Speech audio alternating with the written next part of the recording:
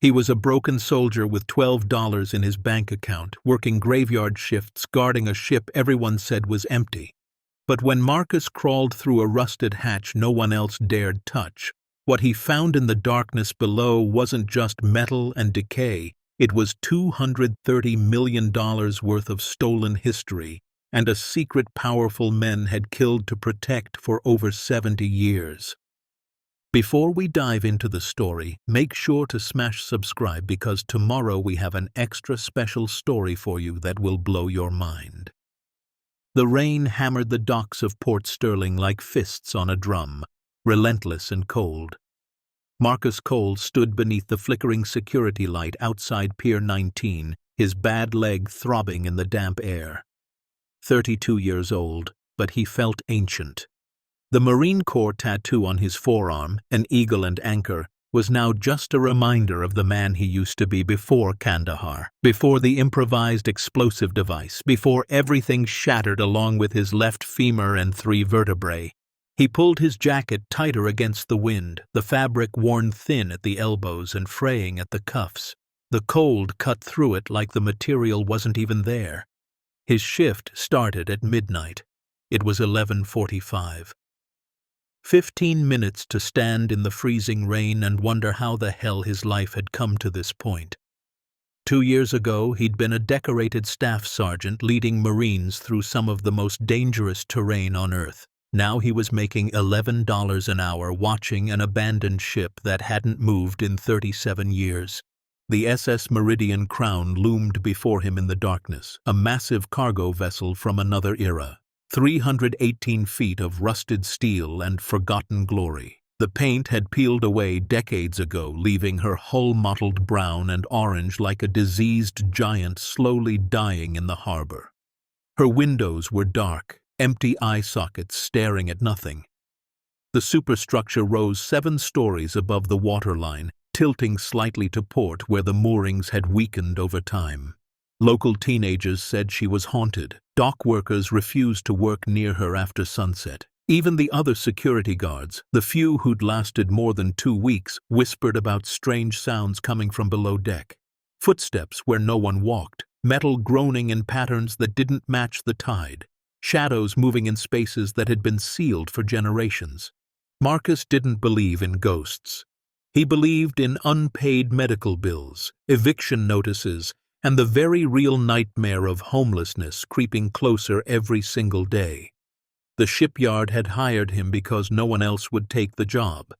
They paid in cash, asked no questions about his medical discharge, and didn't care that he limped or that sometimes, when the fog rolled in thick off the bay, he'd freeze mid-step, hearing echoes of explosions that only existed in his damaged mind. He checked his phone. One new text from his sister Jamie. The message glowed in the darkness. "Marcus, please tell me you ate something today. The kids are worried about you." He hadn't eaten. His last meal had been a gas station burrito 18 hours ago, but he'd texted back a lie anyway. "Yeah, I'm good. Tell Tyler and Emma I love them." Jamie worried too much. She had 2 children of her own, Tyler, age 8, and Emma, age 5, plus a husband who worked double shifts at the automotive plant just to keep their heads above water. She didn't need to carry his burdens too.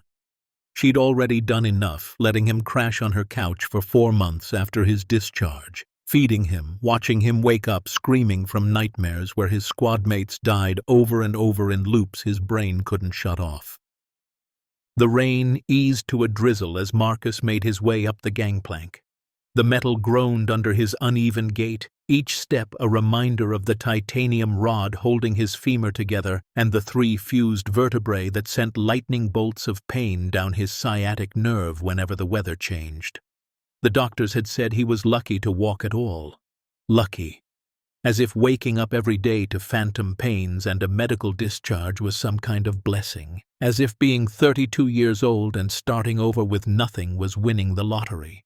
The main deck was a graveyard of machinery, rusted cranes frozen in position, their cables hanging like nooses, coils of chain thick as tree trunks, oxidized and brittle, hatch covers sealed with decades of corrosion and sea salt. ventilation shafts that wheezed when the wind blew, exhaling the stale breath of a dying giant. Marcus had walked this deck 23 times over the past 3 weeks, once per shift, twice per night.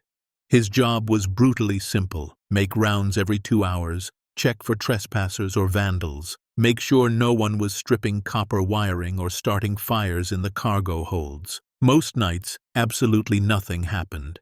He'd sit in the bridge house with its shattered windows and water-stained walls, drink terrible coffee from a dented thermos, and count the hours until dawn broke over the industrial wasteland of Port Sterling's abandoned waterfront. But tonight felt different. Maybe it was the storm rolling in from the Atlantic, the kind that made the whole ship groan and settle like something trying to remember how to move.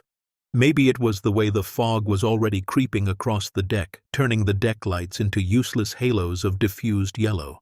Or maybe it was just his mind, still wired for combat after 7 years in uniform, always searching for threats that weren't there, always waiting for the next ambush that would never come. He moved through the main corridor of the superstructure, his flashlight cutting through the darkness like a knife through black water. The beam picked out details he'd memorized: water damage spreading across the ceiling in arterial patterns, rust eating through support beams, graffiti from teenagers who'd broken in years ago before the security contract started. Water dripped somewhere in the distance, a steady metronome that echoed off the metal walls. The air smelled of oxidation, brine, and something else, something stale and undisturbed, like opening a tomb. Marcus had explored most of the upper levels during his first week. Crew quarters stripped bare by salvagers, with only rusted bed frames and shattered mirrors remaining. A galley with ancient stoves caked in grease and broken tables where men had once eaten meals and told stories. A radio room where dust-covered equipment sat frozen in time, dials and switches locked in positions they'd held since 1976, when the ship was officially decommissioned. A navigation bridge where the helm still stood, though the wheel had been stolen years ago, leaving only the mounting bracket like a severed limb. But there were sections he hadn't fully explored yet, areas marked with faded warning signs: restricted area, authorized personnel only, or danger, no entry. Doors that had been sealed or welded shut. Spaces that even the most ambitious copper thieves had apparently decided weren't worth the effort. Tonight, Marcus decided to push deeper. Maybe it was boredom. Maybe it was the way his supervisor, Eddie, had mentioned earlier that day.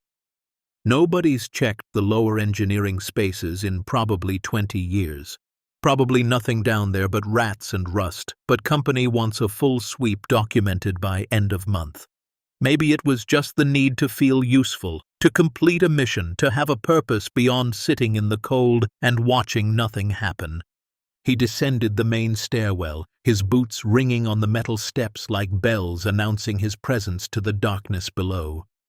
Down past the main deck. Down past the crew deck. Down past the machinery deck where the silent engine room waited like a mechanical heart that had stopped beating. The air grew colder with each level, damper, heavier. At the bottom of the third deck, he found himself in a corridor he'd only glanced at before, a narrow passage that ran parallel to the keel line heading toward the bow. The walls here were different from the rest of the ship, cleaner somehow, despite decades of neglect.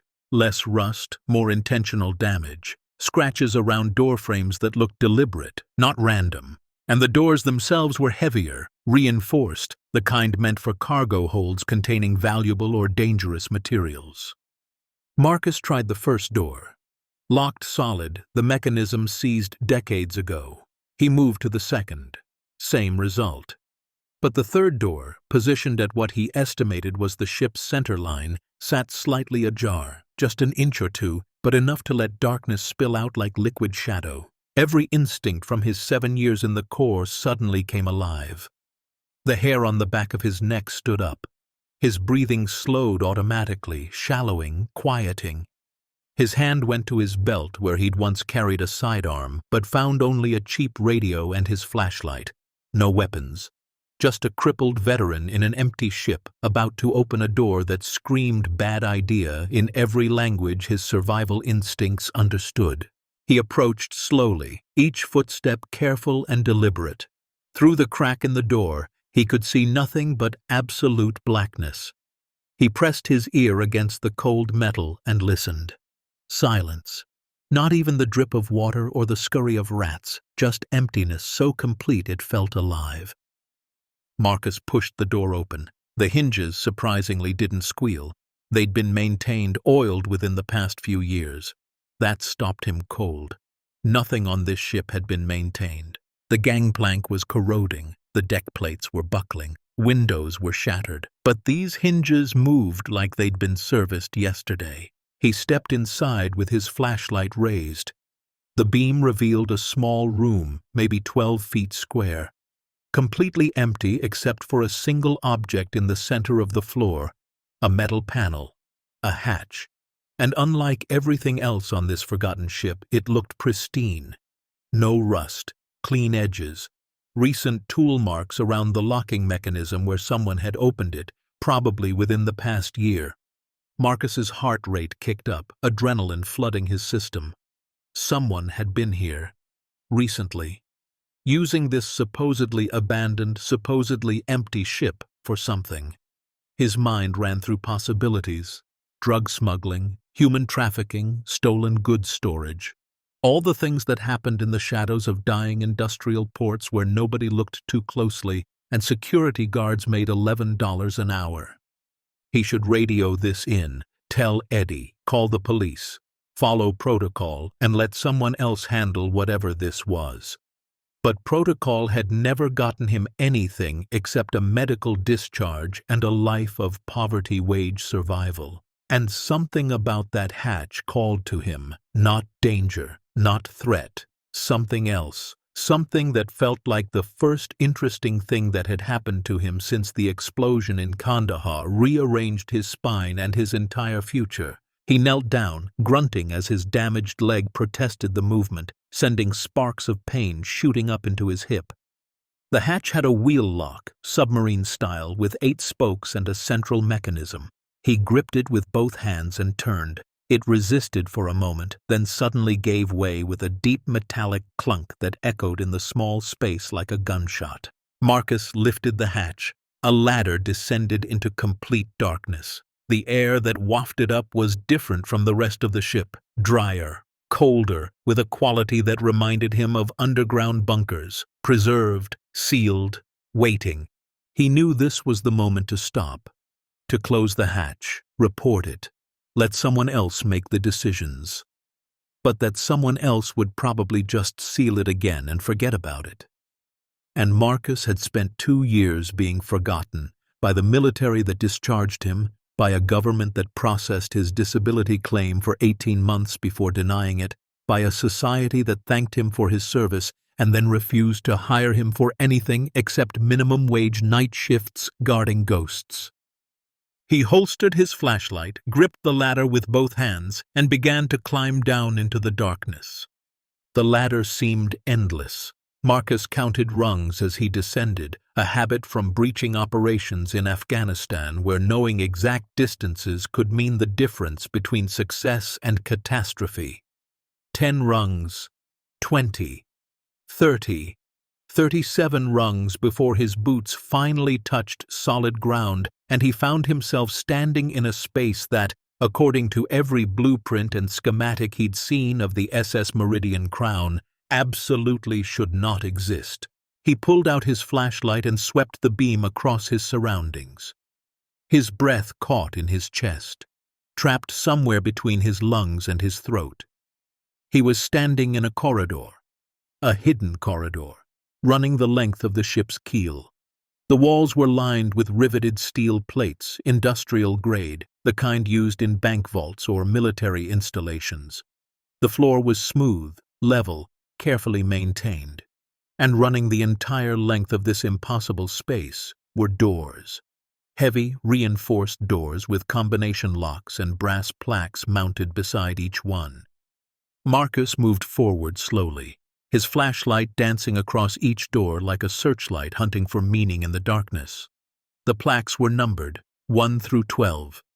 12 rooms, hidden beneath the lowest official deck of the ship, sealed away like secrets in a crypt. His hands trembled as he reached for the handle of door number 1. He turned it, locked solid. Door 2, same result. Door 3, also locked, the combination mechanism frozen or deliberately set. But door 4 turned when he tried it, the lock disengaging with a soft click that sounded like permission being granted. The door swung inward on well-oiled hinges, and Marcus stepped into a space that stole every thought from his mind. The room was roughly 20 feet square, and every single inch of wall space was covered with wooden crates. Not random storage crates, but carefully stacked, meticulously labeled crates. His flashlight beam caught gold lettering stenciled on the nearest one: München, 1943. Munich, 1943. World War II. Deep in the Nazi regime. Marcus's pulse hammered in his ears. His military training had included cultural sensitivity briefings, history lessons about theaters of operation. He knew what 1943 Munich meant. He knew what happened to art, treasures, cultural artifacts in Nazi-occupied territories. With shaking hands, he pried open the nearest crate. The wood was old but still solid, held together with brass screws that turned reluctantly under his pocket multi-tool. Inside, wrapped in layers of oilcloth that crinkled like ancient skin, was a painting. He carefully, reverently pulled back the fabric and nearly dropped his flashlight. It was a portrait, oil on canvas, maybe 2 feet by 3 feet. A woman in period dress, Renaissance era, if he remembered his college art history class correctly, painted with such exquisite detail that even in the harsh beam of his flashlight she seemed alive. The colors were still vibrant after 80 years. Deep blues in her dress, gold thread rendered with individual brushstrokes, and in the lower right corner, a signature that made Marcus's blood run cold, a flowing script that even his untrained eye recognized. Rembrandt. His mind reeled. He knew this name. Everyone knew this name. Rembrandt was one of the old masters, paintings worth millions, tens of millions, and he was holding one in his damaged hands in the belly of an abandoned ship where it had been hidden for God knew how long. He rewrapped the painting with trembling fingers and moved to another crate, prying it open with the desperation of someone uncovering truth. Inside were sculptures, small bronze figures, their details sharp and intricate despite their age. Renaissance period, maybe earlier. Another crate held books, leather-bound volumes with German text embossed in gold leaf, pages illuminated with hand-painted illustrations. Medieval manuscripts, priceless, irreplaceable, stolen. Marcus stumbled backward, his bad leg nearly giving out, and caught himself against the wall. His mind tried to process what he was seeing, what it meant, what he'd stumbled into. He'd read about this in history books, seen documentaries during deployment downtime. Nazi art looting, the systematic theft of cultural treasures from museums, churches, private collections across Europe. Millions of pieces stolen, many never recovered, lost to time or hidden away by the officers and collectors who'd orchestrated the greatest theft in human history. And he was standing in a vault full of them, hidden on an American cargo ship, sealed away for 77 years. He forced himself to move, to check the other accessible rooms. Door 7 yielded to his touch, swinging open to reveal more crates, these ones containing what appeared to be religious artifacts, crosses studded with gemstones, chalices worked in silver and gold, illuminated prayer books. Door 9 contained something even more valuable, documentation. Thick ledgers bound in leather, their pages yellowed but readable, filled with meticulous handwriting in a mix of German and English. Marcus opened the nearest ledger, squinting at the faded ink in his flashlight beam. Lists. Endless lists of items, their origins, their estimated values. Portrait. Oil, attributed to Rembrandt van Rijn, looted from Amsterdam collection, March 1943. Bronze sculpture set, Renaissance period, Removed from Florence Museum, August 1944. Medieval manuscripts, various, seized from Prague Library, November 1943. Page after page, hundreds of items, thousands, and at the bottom of one ledger a note in English written in a different hand. Final transfer to SS Meridian Crown completed. Manifest sealed. New route, South America via Atlantic. Estimated total value, $230 million, 1945 equivalent. Marcus did the math automatically, his mind still sharp even as his body had failed him. $230 million in 1945 dollars. Adjusted for inflation alone, that was over $3 billion in modern currency. But art didn't just inflate, it appreciated exponentially. A Rembrandt that might have been valued at $50,000 in 1945 could sell for $50 million today.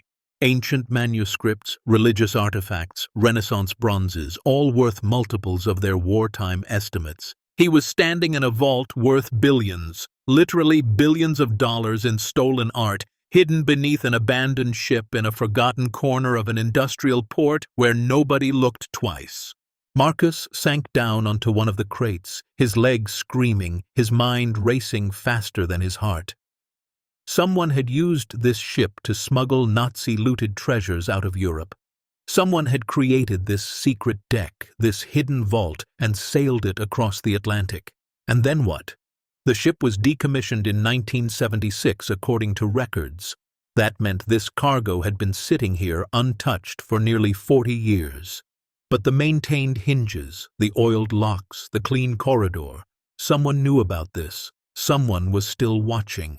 His radio crackled suddenly, making him jump so hard he nearly fell off the crate. Eddie's voice, distorted by static and distance. "Marcus, you copy? Just checking in, man. Everything quiet up there?" Marcus fumbled for the radio, his hands slick with sweat despite the cold. "Yeah, Eddie. All quiet. Just doing the rounds." His voice sounded strange in his own ears. Too high, too tight. "Copy that. Stay warm, brother. Storm's supposed to get worse around 0300. The radio went silent.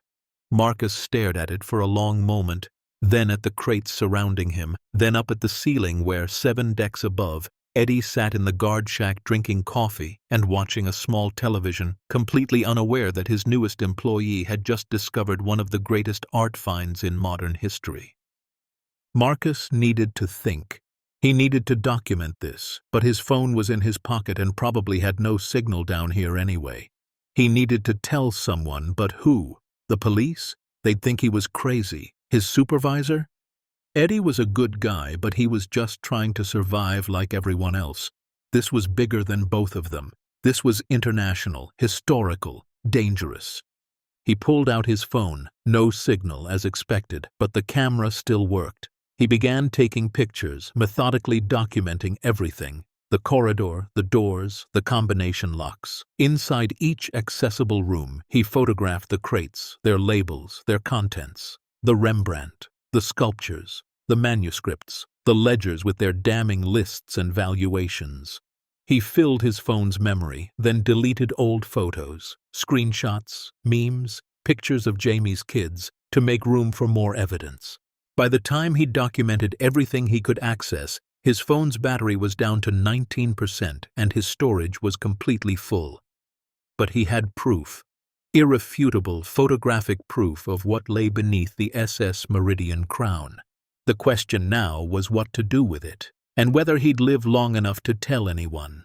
Because as Marcus made his way back to the ladder, his flashlight caught something he'd missed on his initial descent. A small electronic device mounted high on the corridor wall, its red LED blinking slowly in the darkness. A sensor, a motion detector, which meant someone, somewhere, now knew that the sealed vault had been accessed, and they would be coming. Marcus stared at the blinking red LED for a full 30 seconds, his mind calculating probabilities the way he'd been trained.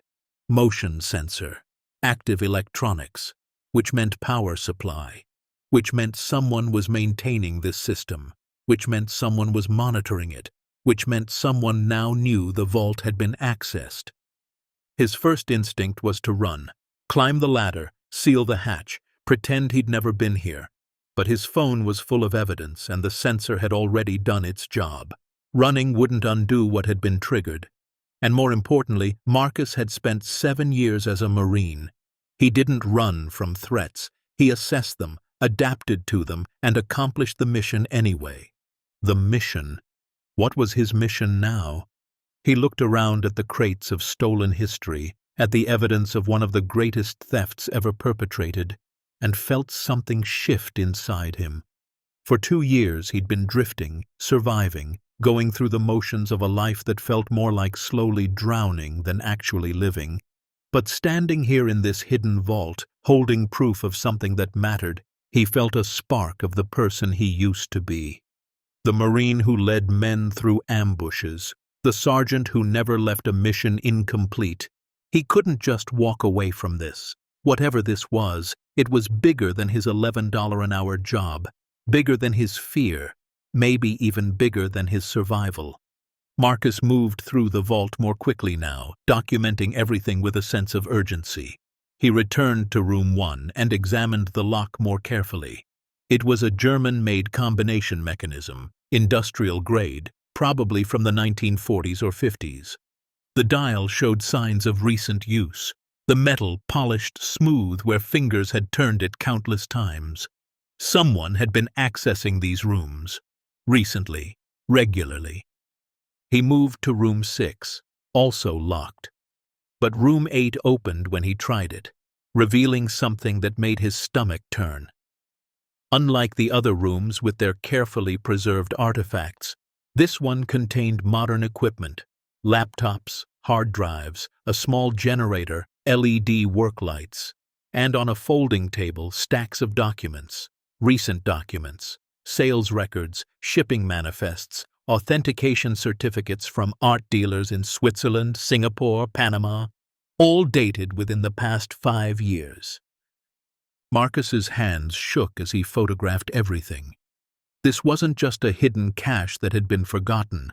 This was an active operation. Someone was selling these pieces, slowly, carefully, moving them through the international black market for stolen art. And based on the dollar amounts he saw on the invoices, they'd already moved millions, tens of millions, worth of treasures. One document caught his eye. A letter printed on expensive stationery addressed to someone named W. Price, Acquisitions Director. It read, "Confirming receipt of the Caravaggio. Our client is extremely pleased with the condition and provenance documentation. Wire transfer of $18.5 million completed as agreed. We look forward to future transactions and remind you of the importance of absolute discretion.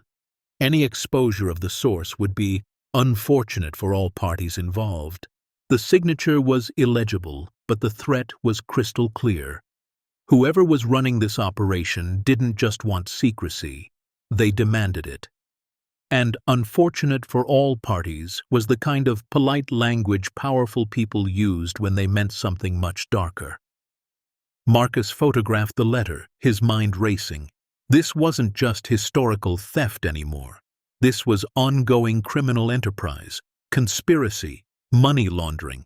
And based on the sophisticated nature of the operation, it involved people with serious resources, the kind of people who didn't leave loose ends. The kind of people who would view a minimum wage security guard as nothing more than a problem to be eliminated. He needed to get out of this vault. Now. But as he moved toward the corridor, something else caught his attention. Room 12, at the far end of the passageway, had a different kind of door. Not just reinforced, but armored. And beside it, instead of a combination lock, there was an electronic keypad with a small screen that glowed faintly green. Marcus approached it slowly. The screen displayed a message in English. Authorized personnel only.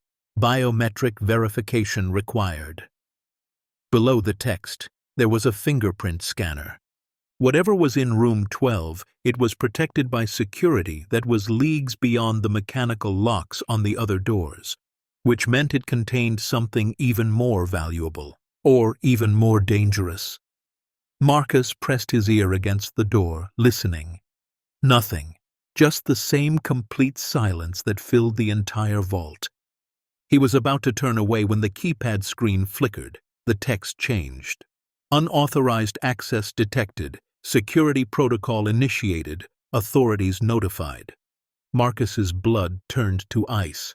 He wasn't just being monitored. The system was actively responding to his presence. He had minutes, maybe less, before whoever controlled this vault arrived. He ran, or rather limped as fast as his damaged leg would allow, back toward the ladder. His boots rang against the metal floor, echoing down the corridor like alarm bells. Behind him, he heard something that made his heart stop. A mechanical hum, the sound of hydraulics engaging, and then, with a deep grinding noise that vibrated through the floor, one of the doors began to open, not one he'd touched. A different door. Room 10. Marcus froze, torn between running and seeing what was emerging. The Marine in him won. He pressed himself against the wall and watched as Room 10's door swung fully open. Inside, the space was different from the others. No crates. Instead, filing cabinets lined the walls, and in the center of the room stood a large safe, the old-fashioned kind that weighed several tons. But it was what sat on top of the safe that made Marcus forget about running. A logbook, thick, leather-bound, sitting in a pool of light from an overhead fixture that had just activated. As if it was waiting for him, as if someone wanted him to see it. Every instinct screamed that this was a trap. But Marcus had learned in Afghanistan that sometimes you had to walk into the trap to complete the mission. Sometimes the only way forward was through danger, not around it. He entered Room 10, grabbed the logbook, and opened it to the first page. The handwriting was different from the ledgers he'd seen earlier, more recent. Dated entries going back to 1976, right after the ship's official decommissioning. The first entry read, "Initial assessment complete, collection intact. Estimated value far exceeds original manifest. Captain Thomas Whitaker deceased. No heirs with knowledge of cargo. Recommend immediate establishment of discrete management protocols. No government involvement. Private consortium only.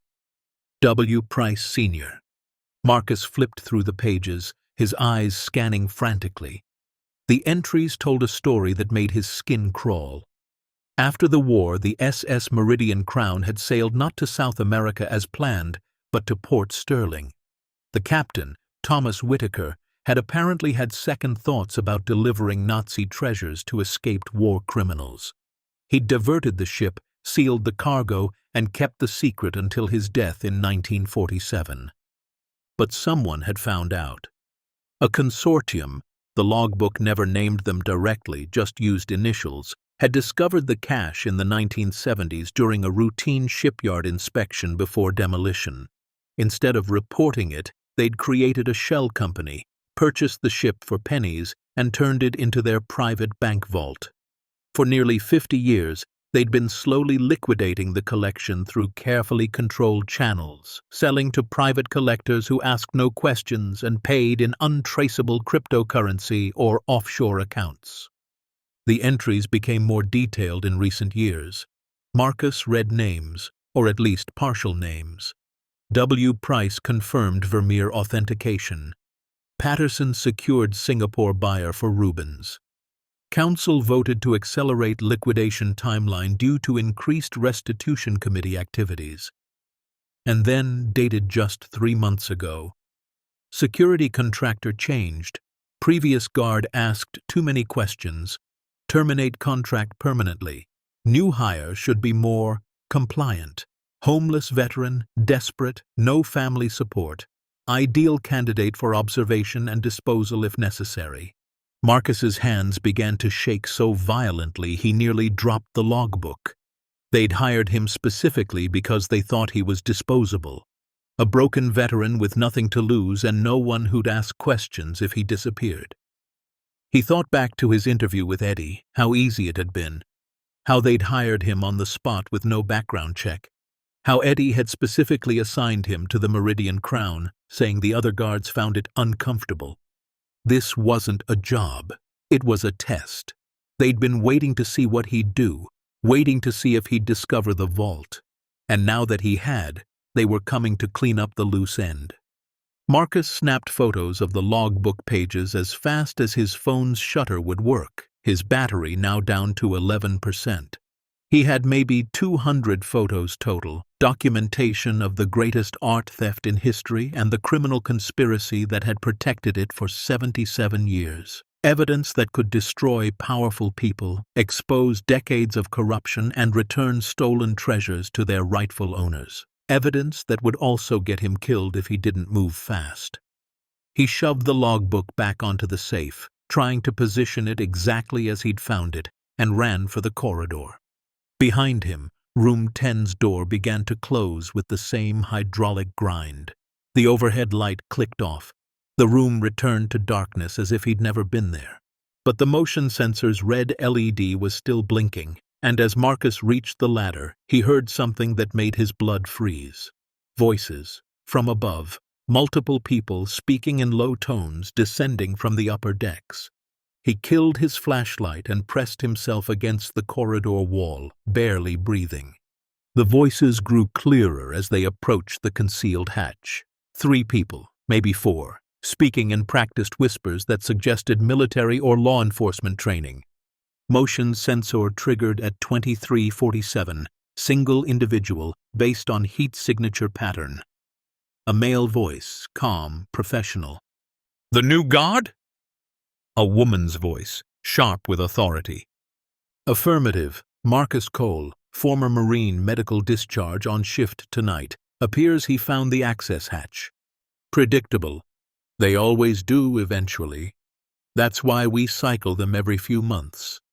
The woman again, and Marcus could hear the cold calculation in her tone. "Is he still down there?"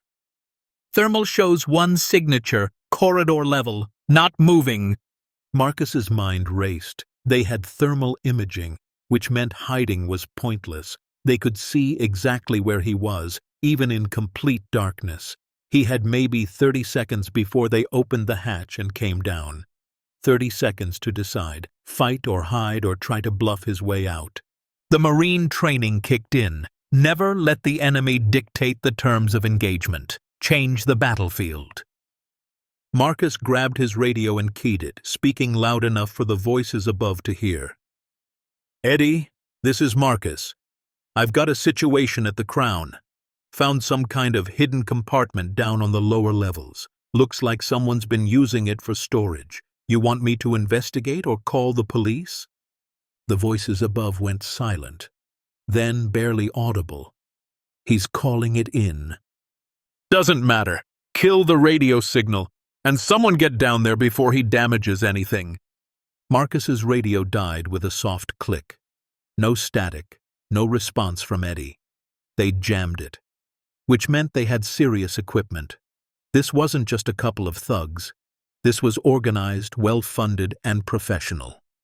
The hatch above opened with a shaft of light that cut through the darkness like a blade. Marcus made his decision. He couldn't fight them, couldn't hide, but maybe he could outthink them. He'd played dumb his entire life, the damaged veteran, the broken soldier, the guy who was barely keeping it together. Maybe it was time to use that. He turned on his flashlight and shone it upward, squinting into the light. "Hello?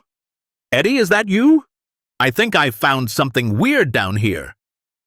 A figure appeared at the top of the ladder, silhouetted against the light. Not Eddie. Someone in tactical gear holding what looked like a flashlight but was probably something more dangerous. "Marcus Cole?" The professional male voice from before. "Yeah, that's me. Who are you?" "You're not Eddie." "Private security. We monitor this facility for the property owners. You found something you shouldn't have." Marcus put confusion into his voice, the same confusion he'd learned to fake when dealing with VA administrators or doctors who didn't believe his pain was real. "I was just doing my rounds. Found this hatch. Thought maybe someone was using it to squat or store stolen goods. That's what I'm supposed to report, right?" The figure descended a few rungs of the ladder. Behind him, Marcus could see 2 more figures waiting above, The woman and at least one other man. What did you see down there? Just some old rooms, lots of crates. Looked like they'd been here forever. I took some photos for my report. Marcus pulled out his phone, holding it up. You want to see? I wasn't sure what I was looking at. The figure reached the bottom of the ladder and approached Marcus, hand extended. I'll take the phone, for security purposes. This was the moment. If Marcus handed over his phone, he lost the evidence, lost the only proof that any of this existed. But if he refused, they'd know he understood what he'd found, know he was a threat, know he had to be eliminated. Marcus's thumb hovered over his phone's power button. The photos were backed up to the cloud, automatically uploaded whenever he had Wi-Fi. He'd been at Jamie's house last weekend, used her network. If he'd taken enough photos before coming down here, they might already be saved. Might. He handed over the phone. The man examined it, scrolling through the images. His expression never changed, but Marcus saw his jaw tighten slightly. You took a lot of pictures. Thought the company would want documentation. That's what good security does, right? Documents everything. The man looked up at Marcus, studying him in the dim light, assessing, calculating. You know what these are? The items in the crates? Marcus shrugged, putting confusion and exhaustion into his body language. Old stuff? Antiques, maybe? Look, man, I just work here. I make $11 an hour to make sure nobody steals copper wire. Whatever this is, it's above my pay grade. I just wanted to report it so I don't get in trouble for not reporting it. You know? The silence stretched for what felt like hours. Then the man's radio crackled. The woman's voice. Status? Subject appears unaware of significance. Low education level, no art history background. Claims he was documenting for his report. Bring him up. We need to discuss options. The man gestured toward the ladder. After you. Marcus climbed, his legs screaming with each rung, his mind calculating. They were bringing him up to talk, which meant they hadn't decided to kill him yet, which meant he might have a chance. But the moment he reached the top and saw the three figures waiting for him, two men in tactical gear, weapons visible under their jackets, and a woman in an expensive suit who looked at him like he was a mosquito to be swatted, he knew his time was running out. The woman stepped forward, her heels clicking on the metal floor. She was in her 50s, silver hair pulled back severely, eyes like chips of ice. Mr. Cole, I'm afraid we have a problem. Marcus kept the confusion on his face. Ma'am, I was just doing my job. Your job is to patrol the upper decks and report trespassers, not to explore sealed areas of the ship. But I found an open hatch. Isn't that what trespassers would use? I thought... Your thoughts are irrelevant. She cut him off with the casual cruelty of someone used to absolute authority. What matters is that you've seen something you shouldn't have. Now we need to decide what to do about that. One of the tactical men shifted his weight, hand drifting toward his jacket. Marcus recognized the movement. He'd made it himself 1,000 times in the field, right before things went loud. His muscles tensed automatically, combat instincts overriding his damaged body's limitations. But the woman held up a hand, stopping her man. Not yet. I want to understand something first. She turned those cold eyes back to Marcus. You're a veteran. Marines, correct? Honorably discharged after Kandahar? Medical discharge.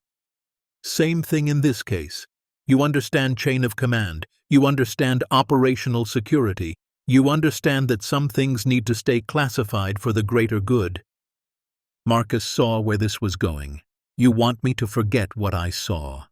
I want you to recognize that you've stumbled into something that has been carefully managed for 7 decades.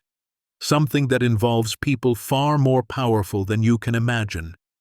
People who have kept this secret through multiple wars, dozens of administrations, and countless attempts at exposure. People who do not take kindly to complications.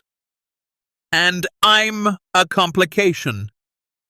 The woman smiled, and it was the coldest expression Marcus had ever seen. Potentially. But you could also be an asset. You need money. Your medical bills alone must be crushing. Your sister's family is struggling. Your prospects are frankly non-existent. Marcus felt anger flare in his chest. Don't talk about my sister. Why not? She's relevant. Because what I'm offering you is a choice. Take a very generous payment, let's say $100,000 cash, and forget this night ever happened. Continue working here, keep your mouth shut, and in 6 months we transfer you to a different facility with a much better salary. Or, she let the word hang in the air like a noose. Or what? Or we treat you like the security risk you are. And former Marines with no family support disappear from places like Port Sterling all the time. Tragic overdoses, suicides. The PTSD finally became too much to bear. Who would question it? Marcus's hands clenched into fists. Every fiber of his being wanted to punch this woman in her smug face, to fight his way out, to do something other than stand here and be threatened. But he was outnumbered 3-1, injured, unarmed, and dealing with professionals who'd clearly done this before. So he did the hardest thing he'd ever done in his life. He nodded slowly. 100,000? The woman's smile widened slightly. See? We can be reasonable. The money will be deposited into an account we'll set up for you. Completely legitimate, structured as a settlement from your former employer. No one will question it. All you have to do is forget what you saw and trust that we're managing this situation appropriately. What about my phone? The photos? Already deleted. Cloud backup disabled before you had a chance to upload. We're very thorough, Mr. Cole. Marcus felt his heart sink. The photos were gone. His evidence erased. They'd thought of everything. He forced himself to nod again. Okay. I can forget. I just want to survive, you know? Of course you do. We all do. That's what makes this arrangement so perfect. She gestured to one of her men. Escort Mr. Cole back to the guard shack. Make sure he understands the parameters of our agreement. And Mr. Cole? She fixed him with those ice-chip eyes. If you ever speak about what you saw tonight to anyone, police, press, your sister, a priest, we'll know. And the consequences won't be financial. They'll be final. Do you understand? Yes, ma'am. Good. Then we're done here. Enjoy your newfound prosperity. They escorted him back through the ship and up to the guard shack, where Eddie sat watching television, completely oblivious to everything that had just happened. The tactical men vanished into the darkness, and Marcus was left alone with his thoughts, his fear, and the crushing knowledge that he'd just been bought off by people who dealt in stolen history and casual murder. He sat down heavily in the chair, his leg throbbing, his mind reeling. Through the window he could see the Meridian Crown looming in the darkness, a steel tomb holding billions in stolen art and the secrets of people who'd killed to protect it for 3/4 of a century. He'd failed, taken the money, agreed to the silence, let them win. Because what else could he do? He was one broken veteran against an organization that had operated with impunity since World War II. One man with no resources, no evidence, and no way to fight back without signing his own death warrant. But as he sat there in the cold guard shack watching the ship settle in the rising tide, something shifted in Marcus's chest. A memory from his sergeant days, something he used to tell his Marines before tough operations. The first plan never survives contact with the enemy, but that doesn't mean you quit. It means you adapt. He'd lost the battle tonight. But the war wasn't over. They thought they'd scared him into submission, thought $100,000 and some threats would keep him quiet. They'd underestimated him because they saw a damaged veteran, not a Marine who'd survived 3 combat deployments through cunning and refusal to quit. They'd deleted his photos, but they'd forgotten one thing. Marcus had a photographic memory for details. Years of training in tactical reconnaissance had taught him to observe and retain. He'd seen serial numbers on crates, names on documents, specific paintings and sculptures. He could recreate the evidence given time and access to the right people. And more importantly, they'd made a mistake. They'd let him walk away alive, which meant they didn't see him as a real threat, which meant they weren't watching him as closely as they should. He had a window. Small, maybe only days or weeks, but a window nonetheless. Marcus pulled out his personal notebook, the kind he always carried for logging his rounds, and began writing. Every detail he could remember, every name, every date, every piece of art he'd photographed, the logbook entries, the sales documents, the threat from the woman, all of it transcribed in the coded shorthand he'd developed for patrol reports. By the time his shift ended at 6 a.m., he had 12 pages of detailed notes. Not evidence that would hold up in court, but enough to take to someone who could help, someone with resources and connections, someone who believed in justice more than money. He just had to figure out who that someone was, and he had to do it before the organization realized he wasn't as compliant as he'd pretended to be, before they decided $100,000 was too much to pay for silence, before they made him disappear like all the other complications they'd eliminated over 7 decades of protecting their stolen empire. Marcus limped out of the guard shack as dawn broke over Port Sterling, the Meridian Crown casting a long shadow across the water. He was tired, scared, and in more danger than he'd ever been in Afghanistan. But he was also more alive than he'd felt in 2 years, because he had a mission again, a real mission, and Marines never abandoned their missions, not ever. Marcus didn't go home after his shift. He couldn't. Every shadow felt like a threat. Every car that passed seemed to slow down. Every person who glanced his direction looked like surveillance.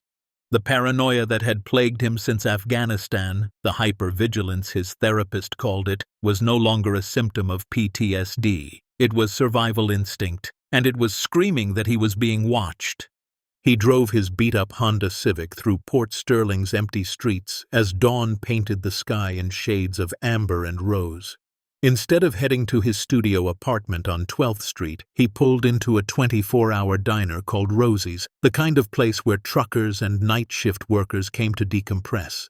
Anonymous, public enough to be safe, crowded enough to blend in. He ordered coffee and eggs he couldn't afford, spread his notebook across the cracked Formica table, and stared at the 12 pages of coded observations. Names, dates, descriptions of artifacts, fragments of the logbook entries he'd memorized. It was all here, everything he needed to expose what he'd found. Everything except proof. His phone, his old phone, the one they'd taken and returned to him, sat face down beside his coffee cup. They'd deleted the photos, disabled the cloud backup, probably installed tracking software while they were at it. He'd turned it off the moment he left the shipyard, pulled the battery, wrapped it in aluminum foil like he'd learned from a paranoid corporal in Kandahar who swore it blocked signals. Probably didn't work, but it made him feel slightly less exposed. The waitress refilled his coffee without asking. She looked tired, her name tag reading Gloria, her eyes carrying the kind of exhaustion that came from working 2 jobs to make rent. Marcus knew that look. He'd worn it himself for 2 years. "Rough night?" she asked, her voice carrying genuine concern rather than empty politeness. "Something like that." "Well, honey, whatever it is, coffee helps. And if it doesn't, the pie does." She winked and moved to the next table, leaving Marcus with something he hadn't expected, a moment of human kindness in the middle of a nightmare. He pulled out a burner phone he'd bought from a bodega on the way, $29 he didn't have, paid with change scraped from his car's cup holders. No contract, no identification, just a prepaid phone that would give him maybe an hour of talk time, enough to make the calls he needed to make. But who to call? That was the question that had been circling his mind like a vulture since he'd left the ship. The police? No. The woman had made it clear they had reach into law enforcement. The FBI? Maybe. But federal agencies moved slowly, and he'd be dead before they finished filling out paperwork. A lawyer? With what money? His disability check barely covered food. He thought back to his college classes, the ones he'd taken before his first deployment. Ancient history, art appreciation, a survey course on Renaissance painting. He'd been working toward a degree in museum studies before the war interrupted everything. His professor in that Renaissance class had been passionate, fierce, the kind of woman who talked about stolen art like other people talked about murdered children. She'd shown them slides of works lost in World War II, spoke about families still searching for their heritage 70 years later. Dr. Sarah Brennan. That was her name. He'd written a paper on Caravaggio's use of chiaroscuro that she'd praised, told him he had an eye for understanding what makes art matter. He wondered if she'd remember him, wondered if she'd even still be teaching at Bayside Community College. Marcus picked up the burner phone and searched for the college directory. Found her listing. Office hours, Tuesdays and Thursdays, 8 a.m. to 11 a.m. Today was Thursday. He looked at his watch. 6:47 a.m. He had an hour to figure out how to explain that he'd found hundreds of millions in Nazi-looted art hidden on a ship in a place no one was supposed to look. He finished his eggs, left a $10 tip he couldn't afford, Gloria looked like she needed it more than he did, and drove toward the college. He parked 3 blocks away, changed his shirt in the car, and approached campus on foot, watching for anyone following. Old habits from foot patrols in Helmand province. Check your 6. Vary your route. Trust nothing. The Humanities building was old brick covered in ivy, the kind of place that felt permanent in a world that kept changing. Marcus climbed the stairs to the 3rd floor, his leg protesting every step, and found Dr. Brennan's office. The door was open. Inside, surrounded by books and papers and prints of famous paintings, sat a woman in her early 50s with silver-streaked brown hair and reading glasses perched on her nose. She looked up when he knocked, studied him for a moment. "Can I help you?" "Dr. Brennan, I don't know if you remember me. Marcus Cole. I took your Renaissance art course about 6 years ago, before I deployed." Recognition flickered across her face. "Marcus. Yes, I remember. The Caravaggio paper. You had a good eye." She gestured to a chair. "Please, sit. What brings you back?" Marcus sat, suddenly unsure how to start. How do you tell someone you found something impossible without sounding insane? He decided on the direct approach. "I need to show you something, but first I need you to promise you won't think I'm crazy."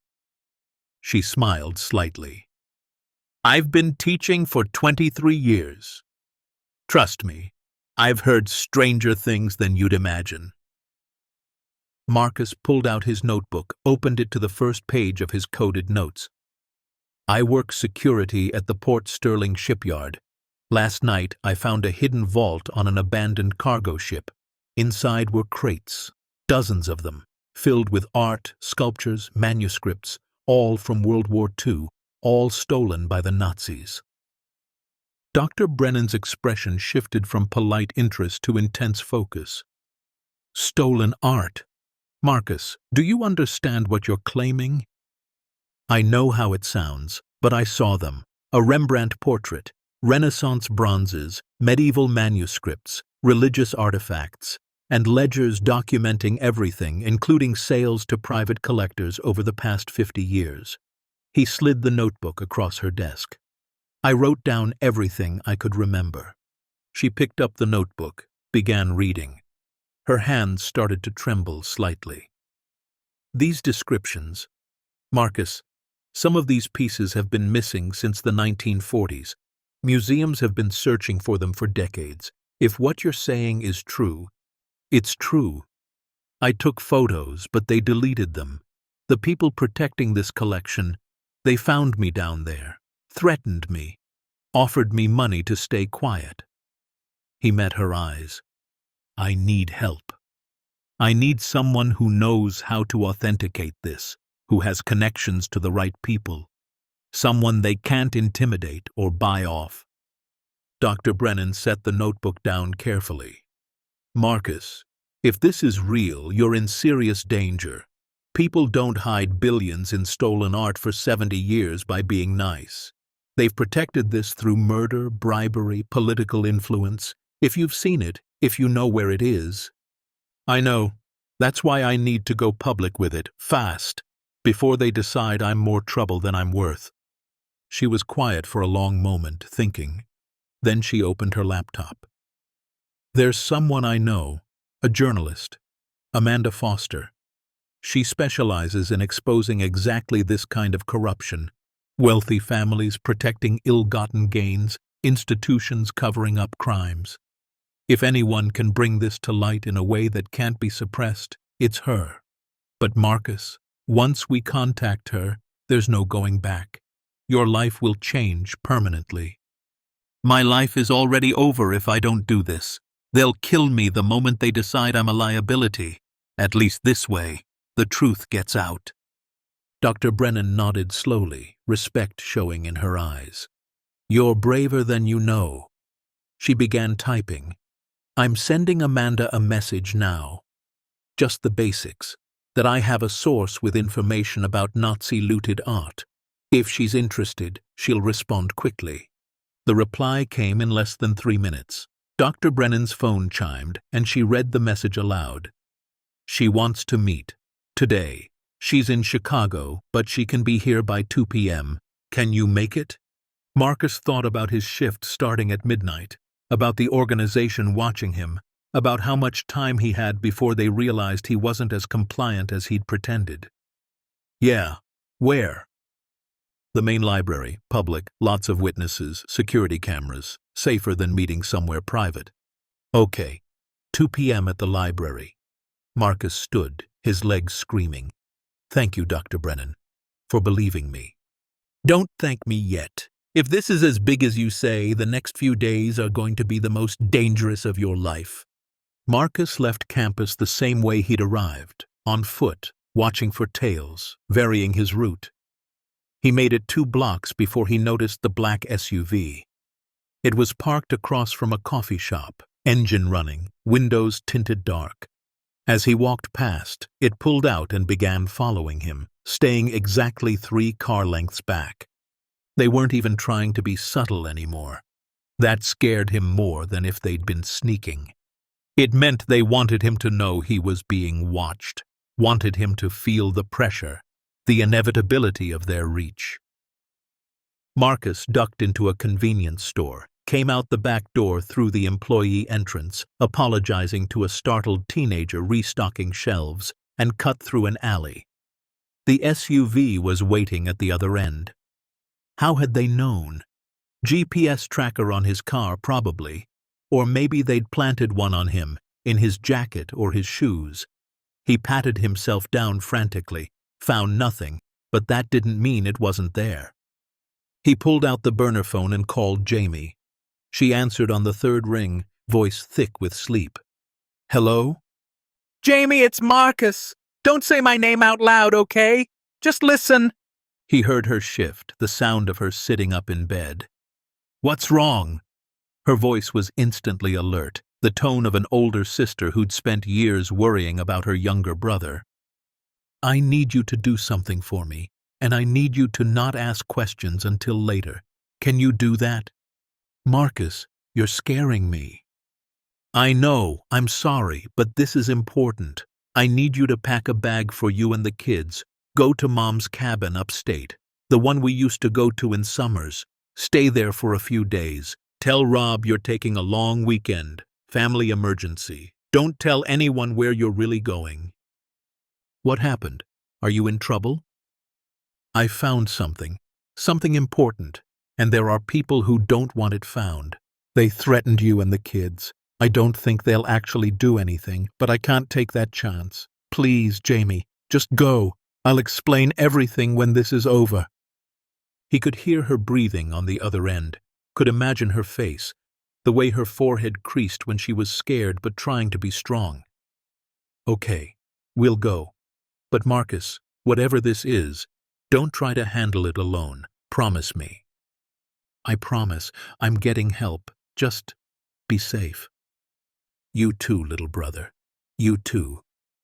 He hung up, his chest tight. The black SUV was still there, engine idling, waiting. Marcus made a decision. If they were going to follow him anyway, he'd lead them somewhere public, somewhere with witnesses. Somewhere they couldn't make him disappear without consequences. He walked straight toward the SUV, made eye contact with whoever was driving through the tinted windshield, and gave them the one-finger salute he'd perfected in the Marines. Then he turned and walked toward the busiest street in Port Sterling, the one with shops and restaurants and people everywhere, even at 9 in the morning. The SUV followed. Good. Let them waste their time watching him buy coffee and sit in public places. Every minute they spent following him was a minute closer to his meeting with Amanda Foster, a minute closer to the truth getting out. The library meeting wasn't until 2 p.m., which gave Marcus 5 hours to kill. He spent them being deliberately visible. He went to the mall, walked through department stores, sat in the food court. He went to a movie theater and bought a ticket to a morning showing of some action film he didn't watch, just sat in the dark theater with his eyes on the exits. He went to a busy park and sat on a bench watching children play while the black SUV circled the parking lot like a shark. They were making a point. We're here. We're watching. There's nowhere you can go that we can't find you.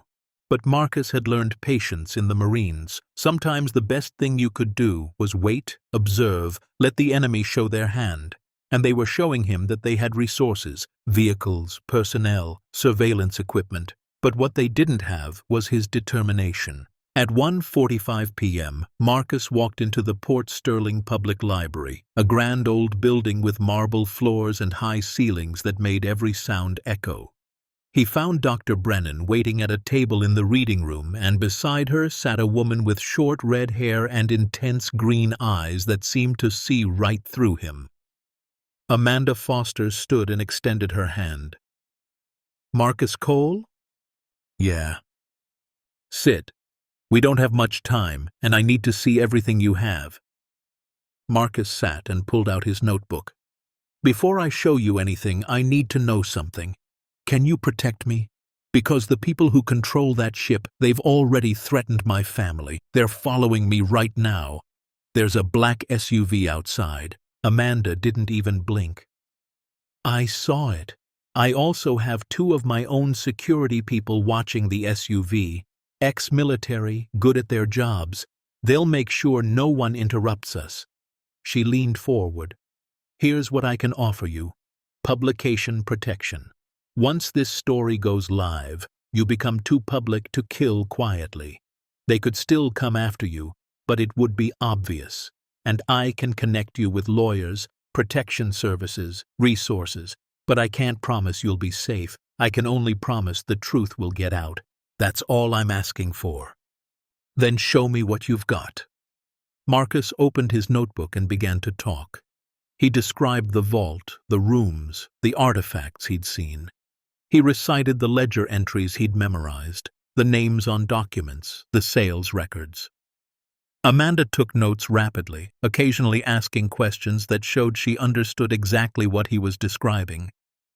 "A Rembrandt portrait of a woman," she said. "Do you remember any other details? Clothing, background, anything?"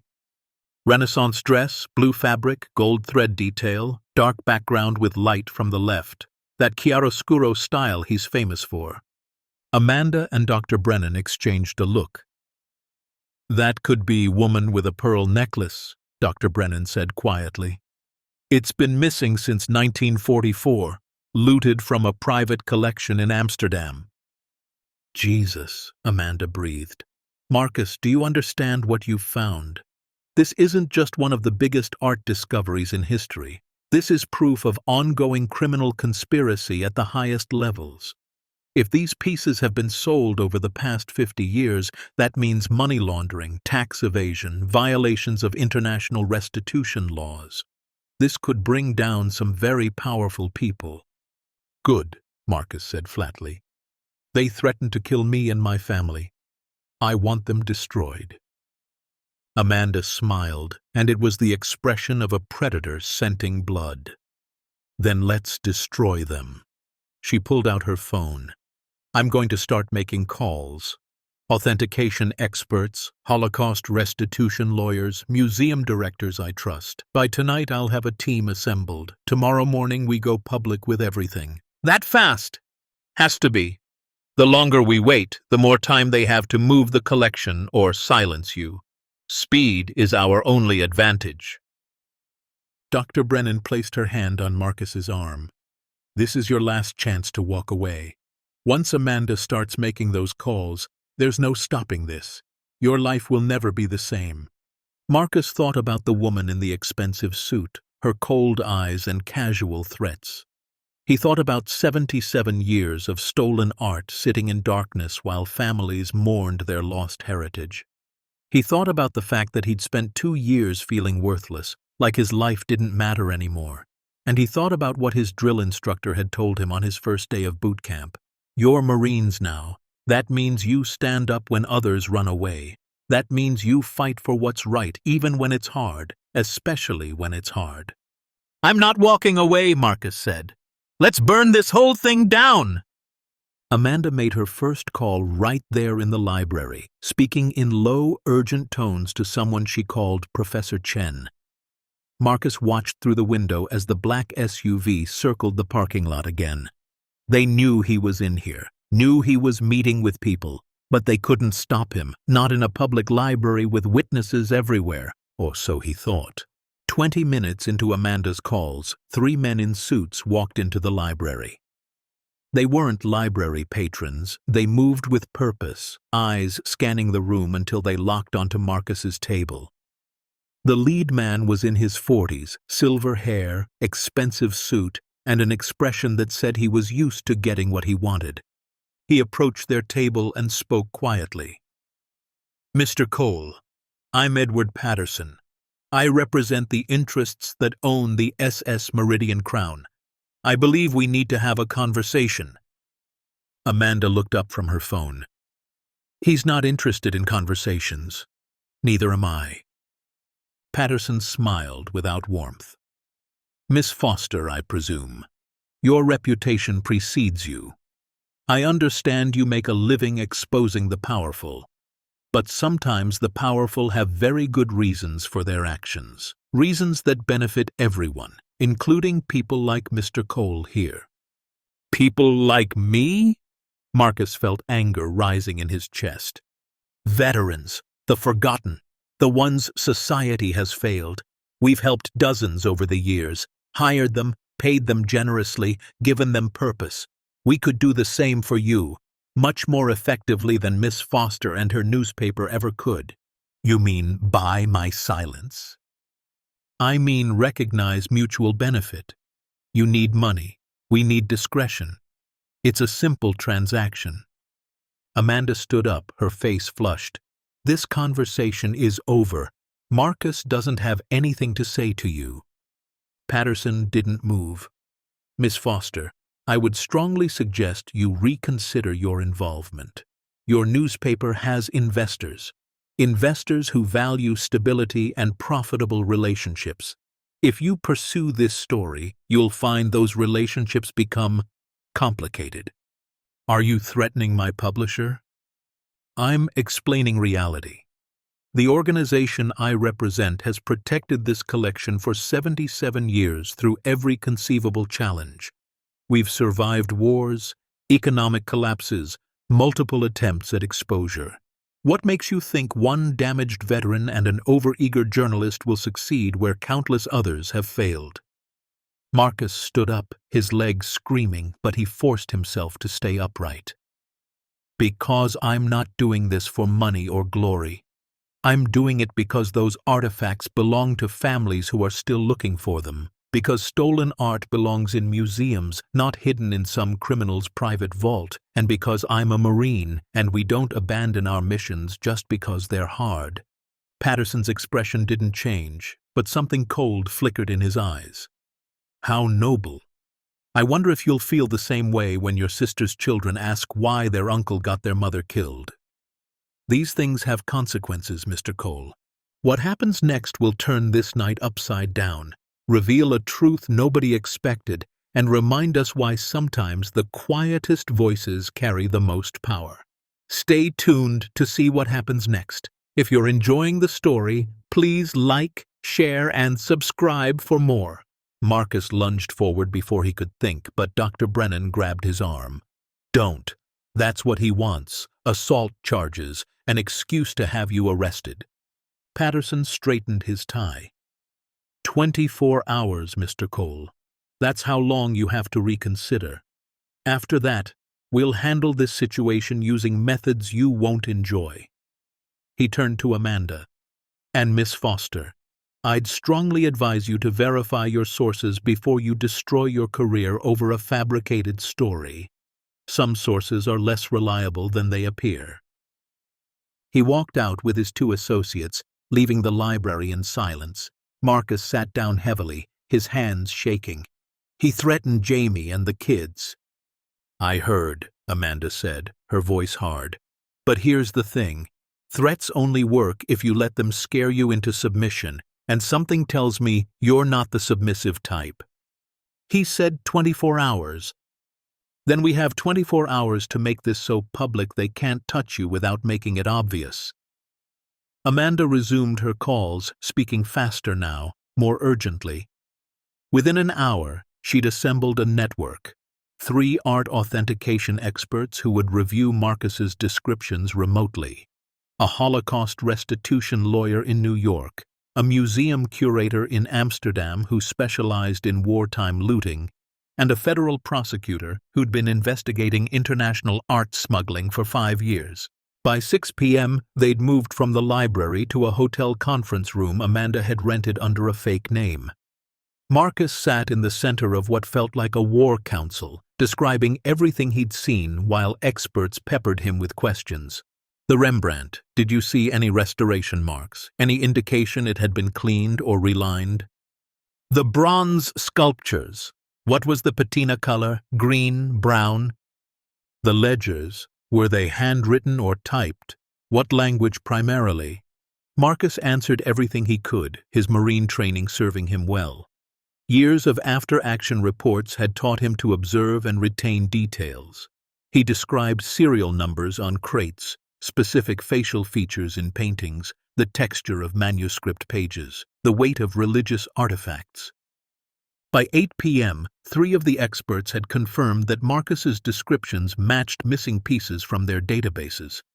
The woman in Amsterdam, Dr. Helena Voss, was openly weeping. The Vermeer, she said through video chat. If you really saw a woman with a pearl necklace, that piece has been searched for by my family for 3 generations. My great-grandmother watched the Nazis carry it out of our home. She died believing it was lost forever. Marcus felt something break open in his chest. This wasn't just about exposing criminals anymore. It was about giving closure to people who'd suffered. About returning what had been stolen. About doing something that mattered in a world that had made him feel worthless for 2 years. I saw it, he said quietly. I promise you, I saw it. At 9 p.m., Amanda's federal prosecutor contact, a woman named Sarah Mitchell, joined via secure video call. Okay, she said. I've been listening to this for the past hour, and I need to be clear about something. What you're describing is enough for federal warrants. Art theft, conspiracy, money laundering, possibly RICO charges if we can prove ongoing criminal enterprise. But I need something more than memories and descriptions. I need physical evidence. They deleted my photos, Marcus said. I understand. But is there anything else? Anything you took from that ship? Anything physical that proves this isn't just an elaborate story? Marcus thought about the logbook he'd held, the sales documents he'd photographed. All gone. All erased. Then he remembered something else. When he'd climbed out of the vault, rushing, panicked, he'd shoved the notebook into his jacket. And in his jacket pocket, there had been... He reached into his jacket and pulled out a folded piece of paper. In his rush, he'd grabbed something from room 8 without realizing it. One of the sales documents. A receipt for a painting sold to a private collector in Singapore dated 3 months ago, $18.5 million, complete with signatures, account numbers, delivery confirmation. He unfolded it on the table. "Is this enough?" Sarah Mitchell's eyes went wide. "Holy hell! That's a smoking gun. That's proof of recent illegal sale, money laundering, everything. With this, I can get warrants by tomorrow morning." Amanda was already photographing the document from every angle. "And I can publish this alongside Marcus's story. Physical evidence of ongoing art trafficking. This is Pulitzer-level journalism." Dr. Brennan smiled at Marcus. "You did it. You found the proof they thought they'd erased." But Marcus was looking at the window where headlights from the parking lot reflected against the glass. The black SUV had found them again, and beside it, 3 more vehicles had arrived. They were assembling a team, and they were running out of patience. "We need to move," Marcus said. "Now, they're outside." Amanda looked out the window and cursed. "Okay, change of plans. We go to ground. Sarah, how fast can you mobilize a protection detail?" 2 hours, maybe 3. I'll need to wake up my director, get authorization." "We don't have 3 hours." Amanda was already packing her laptop. "Marcus, do you know anywhere we can hide? Somewhere they wouldn't expect?" Marcus thought fast. Where could they go that the organization wouldn't anticipate? Then it hit him. The shipyard, the Meridian Crown itself. "Are you insane?" Dr. Brennan said. "That's exactly where they'll look." "No," Marcus said, his marine tactical mind working. "They'll look everywhere else first. They think I'm running away from the ship, not toward it. And I know that vessel better than anyone. I know places to hide they haven't sealed off, places even their surveillance won't cover." Amanda considered this. That's actually tactically sound. They'll search hotels, safe houses, your sister's place. The ship is the last place they'd expect us to hole up. "It's also our crime scene," Sarah Mitchell added. "If we can secure it tonight, I can have FBI teams there by dawn. You'd need to hold position for maybe 6 hours." 6 hours, Marcus repeated. "Okay, we can do 6 hours." They packed quickly, gathered all their documents and laptops, and left through the hotel's service entrance. Amanda's security team, 2 former Marines named Rodriguez and Chen, had already scouted an exit route. They split into 2 vehicles, with Marcus riding with Amanda and Dr. Brennan, while the security team created a diversion in the opposite direction. The drive to Port Sterling shipyard took 20 minutes that felt like hours. Marcus kept watching the mirrors, expecting to see the black SUVs appear behind them. But Amanda's security team was good. They'd bought enough time. They arrived at the shipyard at 11 p.m. Marcus's shift was supposed to start at midnight, which meant Eddie would still be there. Marcus called ahead using the burner phone. "Eddie, it's Marcus. I know this is going to sound weird, but I need a favor. Can you let me and some friends onto the Crown tonight? It's important." Eddie, to his credit, didn't ask too many questions. "You in some kind of trouble, brother?" "Yeah, but the good kind. The kind that means I'm finally doing something that matters." "All right, I'll unlock the gangway gate. But Marcus, whatever this is, be careful." They parked away from the security lights and approached the Meridian Crown like infiltrators on a night raid. The ship loomed above them, dark and silent, a steel fortress that had kept its secrets for 77 years. Tonight, it would keep one more, the secret of 4 people who decided the truth mattered more than their safety. Marcus led them up the gangplank, his leg throbbing but adrenaline overriding the pain. He took them through corridors he'd memorized, past the crew quarters and galley, down to the 3rd deck where the hidden hatch waited. "Down here," he said. "We can barricade ourselves in the vault. There's only one entrance, and I know how to seal it from inside." They descended into the hidden corridor, their flashlights cutting through darkness that had swallowed billions in stolen history. Marcus led them to room 8, the one with modern equipment and a reinforceable door. We can hold here until the FBI arrives. Amanda set up her laptop, connecting to a mobile hotspot. I'm finishing the article now. The moment the FBI confirms they're moving in, I publish everything. Complete exposure. Dr. Brennan sat against the wall, looking around at the crates surrounding them. This is surreal. I've studied Nazi art looting my entire career, and now I'm sitting in the middle of one of the greatest caches ever hidden. Marcus checked his watch. 11:47 p.m. 6 hours until dawn. 6 hours until federal agents arrived. 6 hours to hold their position against an organization that had killed to protect this secret for nearly 8 decades. He heard it then. Footsteps. Above them. Multiple people, moving with tactical precision through the ship. They'd been found. And now the real fight was about to begin. Marcus sat in his car 3 blocks from the shipyard, engine off, hands gripping the steering wheel so tightly his knuckles had gone white. The sun was rising over Port Sterling, painting the industrial skyline in shades of copper and gold that felt obscene given what had just happened. Beautiful light on an ugly morning. In his jacket pocket, folded into a tight square, was a check for $100,000. Cash equivalent, the woman had said, deposited into an account they'd already set up in his name. All he had to do was stay quiet, forget what he'd seen, and in 6 months they'd transfer him to a better position at triple his current salary. A way out of poverty. A way to help Jamie and the kids. A way to finally stop drowning.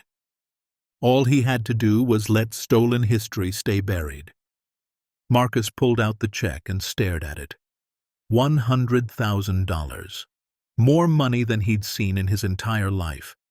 With this, he could pay off his medical bills, get his car fixed, maybe even afford an apartment that didn't smell like mildew and have roaches in the kitchen. He could send money to Jamie, help with Tyler's braces and Emma's dance lessons. He could stop waking up every morning with the crushing weight of failure pressing on his chest. He thought about the woman's threat. Your sister's children will ask why their uncle got their mother killed. He thought about Jamie's voice on the phone that morning when he'd called to make sure she and the kids were safe. The fear he'd heard, the trust that her little brother would somehow make this right. He thought about Tyler and Emma, 8 and 5 years old, who still looked at him like he was a hero even though he felt like a fraud. Then he thought about the Rembrandt portrait, the woman in Renaissance dress, frozen in time, stolen from a family in Amsterdam 80 years ago. He thought about Dr. Helena Voss's voice in his memory. She'd lectured in his art history class once, talked about her great-grandmother watching Nazis carry paintings out of their home. She died believing it was all lost forever, Dr. Voss had said, tears in her eyes. Marcus crumpled the check in his fist. He'd spent 7 years as a Marine learning that some things mattered more than personal safety. That honor wasn't just a word they put on recruiting posters. It was a choice you made every day to do what was right, even when it cost you everything. He'd lost his body to that belief, taken an IED blast that shattered his leg and spine because he'd refused to leave a wounded squadmate behind. And now he was supposed to abandon that belief for money? No. Hell no. He pulled out his notebook, the one with 12 pages of coded observations about the vault. Then he pulled out the second thing he'd taken from the ship, something he'd shoved into his pocket in the chaos of being confronted, a sales receipt. He hadn't even realized he'd grabbed it until he was halfway home, feeling the paper crinkle against his ribs. It was a detailed invoice for a painting sold to a private collector in Singapore 3 months ago. $18.5 million, complete with account numbers, shipping manifests, authentication documents, physical proof. Marcus started his car and drove. Not home, they'd be watching his apartment. Not to Jamie's, he'd already gotten her to the cabin upstate where she'd be safe.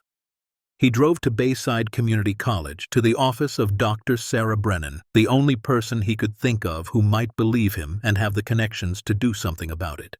He parked in a visitor spot and sat for a moment, scanning the parking lot. No black SUVs, no suspicious vehicles, Maybe they weren't following him yet. Maybe they really thought the money and threats would be enough. They didn't know Marines. Dr. Brennan's office door was open when Marcus arrived at 8:15 a.m. She looked up from her desk, recognition flickering across her face. "Marcus Cole, I haven't seen you since before your deployment. How are—" She stopped, taking in his appearance, unshaven, exhausted, wearing the same clothes from his shift. "What's wrong?" Marcus closed the door behind him and locked it. "Dr. Brennan, I need you to listen to everything I'm about to tell you and not interrupt until I'm finished, because if I stop talking I might lose my nerve."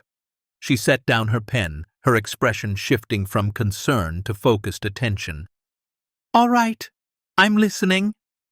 He told her everything: the hidden vault on the Meridian Crown, the crates filled with stolen art, the Rembrandt, the Vermeer, the Renaissance sculptures, the medieval manuscripts, the logbook documenting 77 years of criminal conspiracy, the woman in the expensive suit who'd threatened his family, the check for $100,000 that was supposed to buy his silence. When he finished, Dr. Brennan was pale. Her hands trembled slightly as she reached for his notebook. "May I?" Marcus slid it across the desk. She opened it and began reading his coded descriptions. Her eyes widened with each page. "My God. Marcus, if even half of this is accurate, the woman with a pearl necklace? That's been on the top 10 list of missing World War II art for decades, and you're saying you saw it?" "I saw it. I held it in my hands." He pulled out the crumpled sales receipt. "And I have this. Proof they've been selling pieces. Recent proof." Dr. Brennan examined the document, her hands shaking harder. "This is real. This is an actual paper trail connecting to international art trafficking." She looked up at him. "Marcus, you need to understand what you have here. This isn't just about recovering stolen art. This is about exposing an organization that's been operating with impunity for almost 80 years. They've killed people to protect this secret. They will kill you. I know. That's why I need help. I need someone who knows how to authenticate this, who has connections to people who can't be bought or intimidated.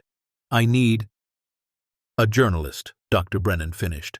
"Someone who can make this so public they can't bury it." She was already pulling up her contacts. "There's a woman I know, Amanda Foster, investigative reporter. She's taken down corrupt politicians, exposed money laundering schemes, brought down an entire human trafficking network. If anyone can handle this, it's her. Will she believe me?" With this documentation, Dr. Brennan held up the sales receipt. "She'd be insane not to. I'm calling her now." The call lasted 3 minutes. Dr. Brennan explained the basics: former student, claims of Nazi art discovery, documentation.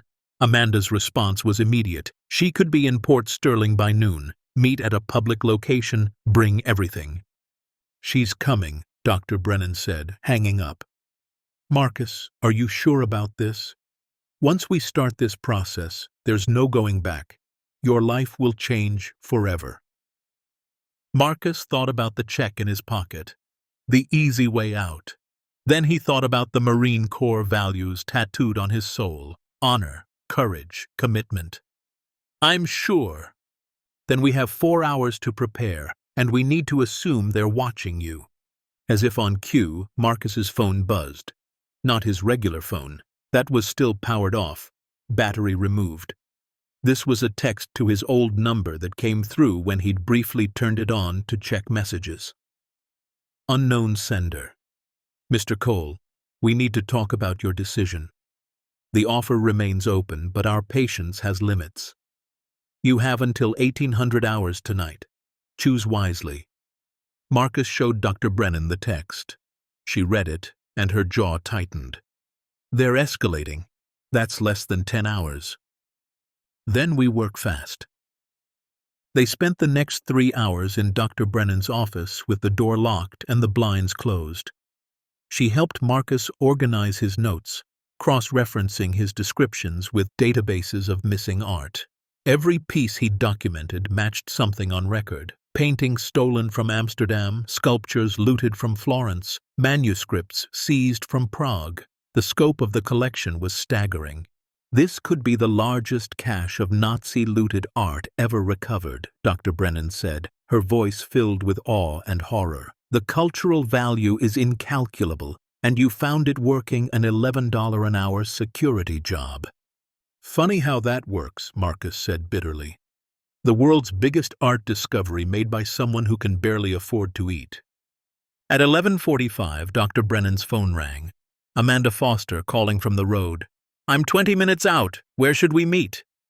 "Port Sterling Public Library," Dr. Brennan said. "Main reading room. Public, lots of witnesses, security cameras." "Smart. See you there." They walked to the library separately, Dr. Brennan going first while Marcus waited 10 minutes and took a different route. He was halfway there when he noticed the tail, a silver sedan staying 3 cars back, making every turn he made. Not the black SUV from before. They'd switched vehicles. That meant they were serious about surveillance. Marcus's military training kicked in. He ducked into a grocery store, went out the back through the loading dock, cut through 2 alleys, and emerged 3 blocks from where he'd started. The sedan was gone. But his relief lasted only until he reached the next intersection, where he spotted a different vehicle, a dark blue truck, picking up where the sedan had left off. They had multiple teams. This wasn't casual monitoring. This was professional-grade surveillance. Marcus made it to the library using a route that took him through the busiest parts of downtown, staying in crowds, making himself hard to follow. He entered through a side door, checked to make sure no one had tracked him inside, and found Dr. Brennan waiting at a table in the reading room. Sitting with her was a woman in her early 40s with short red hair, sharp green eyes, and an expression that suggested she could see through lies the way X-rays saw through flesh. She stood when Marcus approached. "Amanda Foster." She extended her hand. "Dr. Brennan tells me you found something extraordinary." Marcus shook her hand, noting the firm grip, the calluses that suggested she was used to work. "That depends on your definition of extraordinary." "I found billions in stolen art hidden on a ship. I found proof of criminal conspiracy spanning 8 decades, and I found out powerful people will kill to keep it secret. Is that extraordinary enough?" Amanda smiled, and it was the expression of a predator recognizing another predator. "Sit. Show me everything." For the next hour, Marcus laid it all out. His notebook with detailed descriptions, the sales receipt, the texts threatening him, his photographic memory of ledger entries, serial numbers on crates, specific details of paintings and sculptures. Amanda took notes rapidly, occasionally asking questions that proved she understood exactly what she was hearing. "The Rembrandt portrait," she said at one point. "You mentioned gold thread detail in the dress. Was it realistic gold thread or stylized?" "Realistic. Individual strands visible, like he'd painted each thread separately." Amanda and Dr. Brennan exchanged a look. "That's his technique," Dr. Brennan said quietly. "That level of detail. It matches woman with a pearl necklace perfectly." By the time Marcus finished, Amanda was leaning back in her chair, her expression unreadable. "Okay, I believe you. Every instinct I have says you're telling the truth, and the documentation backs it up. But here's the problem. I need more than descriptions and one sales receipt. I need multiple sources of verification before I can publish this. Otherwise, it's just an incredible story with minimal proof." "What kind of verification?" "Expert authentication of your descriptions. Someone who can confirm these pieces match missing works. Legal experts who can verify this constitutes criminal activity. And ideally, federal law enforcement willing to go on record that they're investigating." "How long will that take?" "If I call in every favor I have, maybe 24 hours. Marcus checked his watch. 1:17 p.m. "I don't have 24 hours. They gave me until 6 p.m. tonight to accept their offer. After that, they're going to consider me a threat to be eliminated." Amanda was quiet for a moment, thinking. Then she pulled out her phone. "I'm calling Sarah Mitchell. She's a federal prosecutor, specializes in international art crimes. If anyone can fast-track a federal investigation, it's her." The call took 15 minutes. Amanda explained the situation in broad strokes, mentioned the sales receipt, described the scope of the alleged collection. When she hung up, her expression was grim. "She's interested, very interested, but she needs physical evidence before she can move. The sales receipt is good, but it's not enough for warrants. She needs something directly from the vault itself." "They deleted my photos." "I know, but is there anything else? Anything physical you took from that ship?" Marcus thought hard. He'd been so focused on the sales receipt that he hadn't considered what else might have been in his pockets. He started emptying them onto the table. Wallet, keys, loose change, a pen, his notebook, the sales receipt, and there. At the bottom of his jacket pocket, so small he'd missed it entirely. A museum tag, the kind attached to artifacts for cataloging purposes. It must have come loose from one of the crates and stuck to his jacket without him noticing. He held it up. The tag was yellowed with age, printed in German with a catalog number and description: Bronze Sculpture Renaissance Florence 1943. Bronze Sculpture Renaissance Florence 1943. Amanda's eyes lit up. That's physical evidence. That's something that came directly from the vault. Do you know what this means? That they're going to know I have it? That we can prove the collection exists. This tag, combined with the sales receipt, combined with your descriptions, that's enough for Sarah to get warrants. That's enough for me to publish." She was already photographing the tag from every angle, typing rapidly on her laptop. "I'm sending this to 3 authentication experts right now. If even one confirms this matches a known missing piece..." Her phone rang. She answered, listened, and her face went pale. "When? Are you sure?" She hung up and looked at Marcus. "That was my editor. He just got a call from someone claiming to represent a major corporate investor. They threatened to pull funding from the paper if we publish anything related to Port Sterling Shipyard or World War II art." "They got to your publisher," Dr. Brennan said. "They tried. My editor told them to go to hell, but it means they know we're working on this. They know you've talked to me." Amanda looked at Marcus. "Your deadline just got shorter. They're not going to wait until 6 p.m. if they think you're about to go public." As if to punctuate her words, the library's front windows suddenly reflected flashing lights. Marcus turned to look. 2 police cars had pulled up outside. Not Port Sterling Police, County Sheriff's Department, and they were heading for the entrance. "Back door," Marcus said. "Now!" They gathered their materials and moved quickly toward the rear of the library, trying not to run and attract attention. Behind them, Marcus heard voices. "We're looking for a Marcus Cole. Veteran, early 30s, should be in the building." "They're using the police," Dr. Brennan whispered. "They have that much reach?" "Former military myself," Marcus said quietly. "I know how this works. They probably told the cops I'm dangerous, unstable, making threats. By the time anyone sorts out the truth, I'll be in custody, and they'll have time to sanitize the vault." They made it to the library's service entrance and slipped out into an alley. Amanda's car was parked 2 blocks away. They walked fast, trying to look casual, trying not to panic.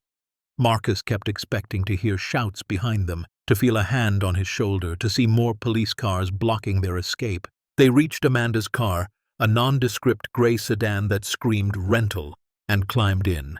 Amanda started the engine and pulled into traffic, her eyes constantly checking the mirrors. "We need somewhere safe, somewhere they won't think to look." Marcus had an idea, but it was insane, completely insane, which meant it might actually work. The ship, the Meridian Crown itself. Both women stared at him. "You want to hide on the ship?" Amanda said.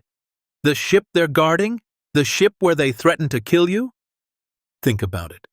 They'll expect me to run away from the ship, not toward it. They'll be watching hotels, train stations, bus depots. They'll be checking my sister's house, my friends, any place I might go for help. But the one place they won't expect is me going back to the scene of the crime."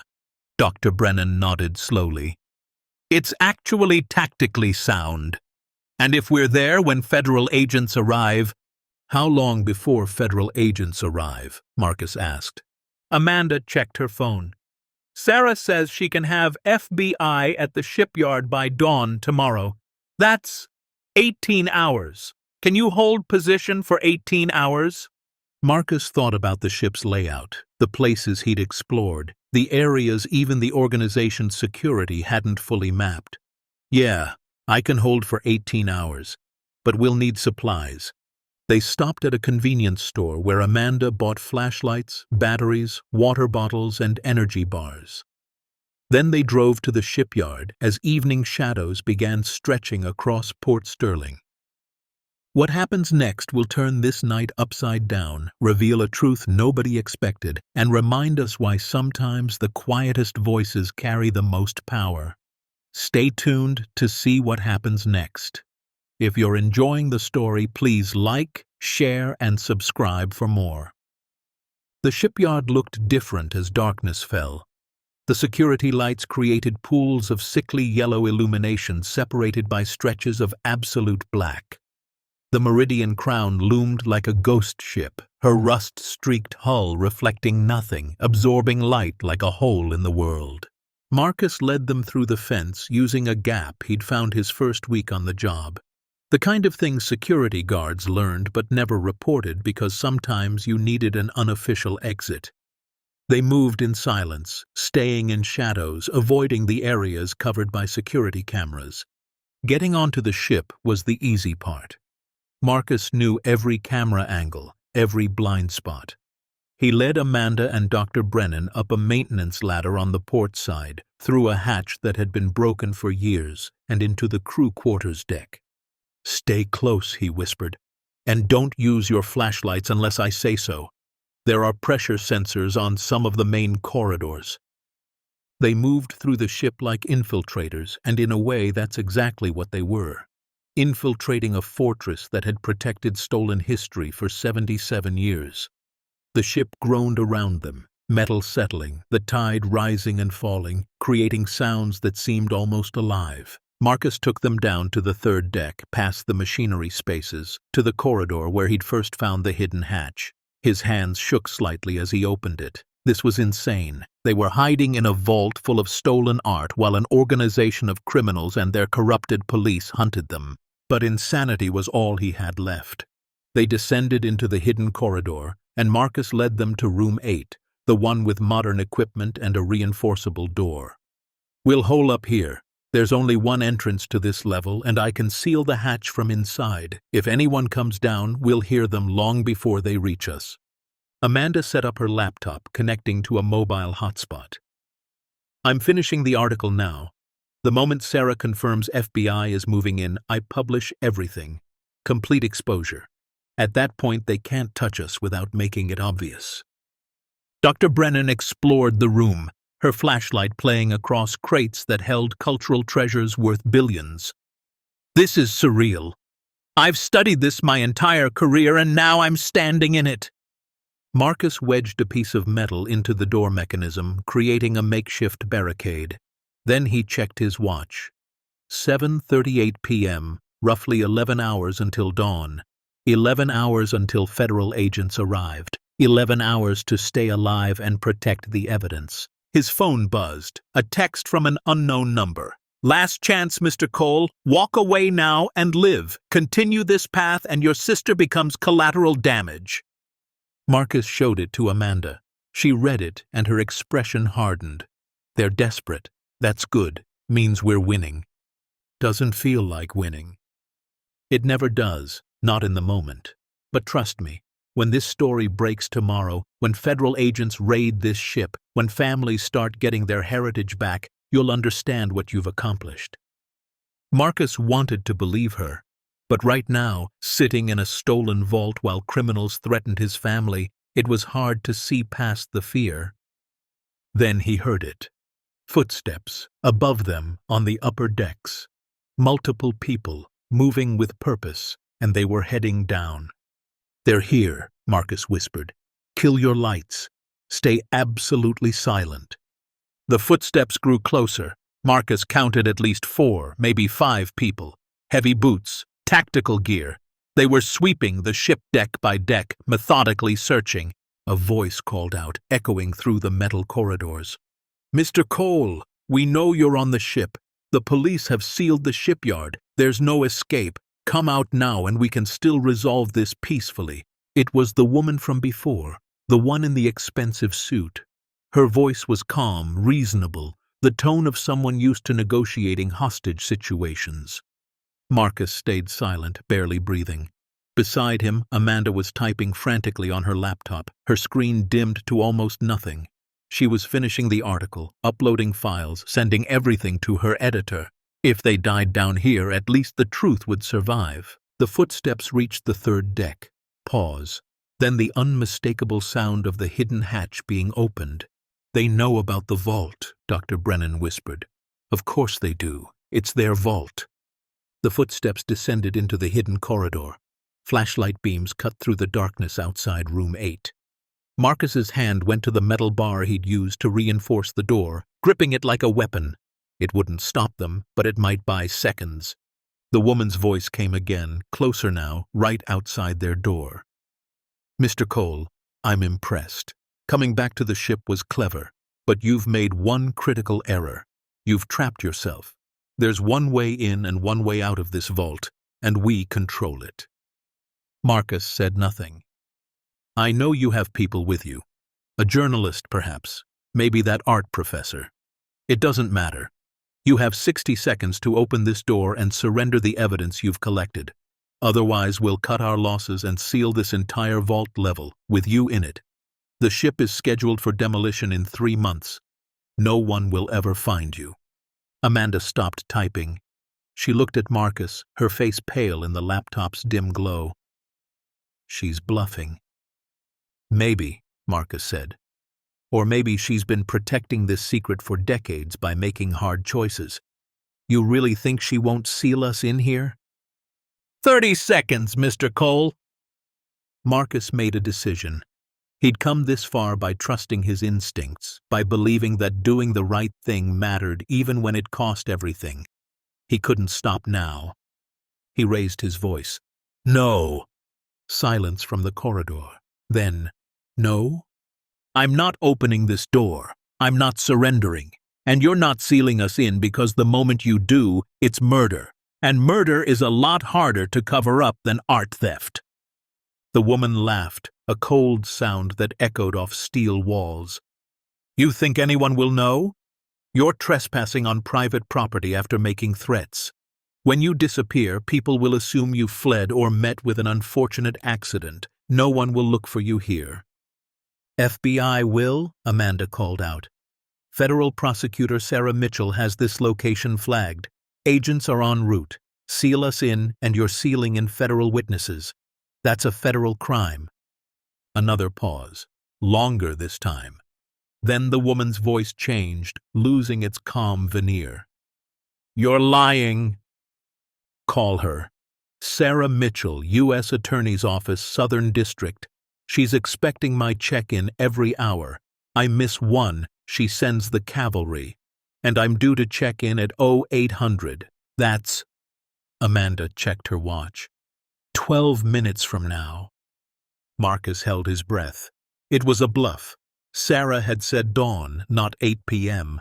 But would the woman know that? More silence. Whispered conversation outside the door. Then footsteps, receding, heading back up toward the hatch. They'd bought time. But how much? The hours that followed were the longest of Marcus's life.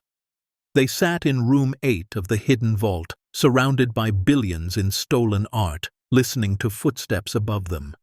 The organization's security team had retreated, but they hadn't left the ship. Marcus could hear them moving through the upper decks, setting up positions, waiting. They were sieging him in his own fortress. Amanda's phone showed 11:43 p.m., 7 hours until the FBI arrived. 7 hours to stay alive. We need to assume they'll try to force entry before dawn, Marcus said quietly. He was in Marine mode now, tactical thinking overriding fear. They can't let us survive until federal agents arrive. That would expose everything. Dr. Brennan had been examining the crates while they waited, her flashlight playing across labels written in faded German. Marcus, do you understand what's in this room? There are at least 40 pieces here. I'm looking at catalog numbers that match works stolen from the Uffizi Gallery in Florence. That sculpture there. She pointed to a bronze figure visible through a partially opened crate. That's Donatello, a genuine Donatello that's been missing since 1944. Right now, I'm more concerned about staying alive than art history. I know, but I want you to understand why this matters.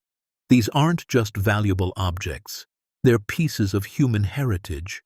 Every sculpture, every painting, every manuscript represents thousands of hours of human creativity, represents families who had their culture stolen from them. You're protecting more than evidence, Marcus. You're protecting memory itself. Amanda looked up from her laptop. Article's done. I'm holding off on publishing until we have confirmation the FBI is moving, but everything's ready.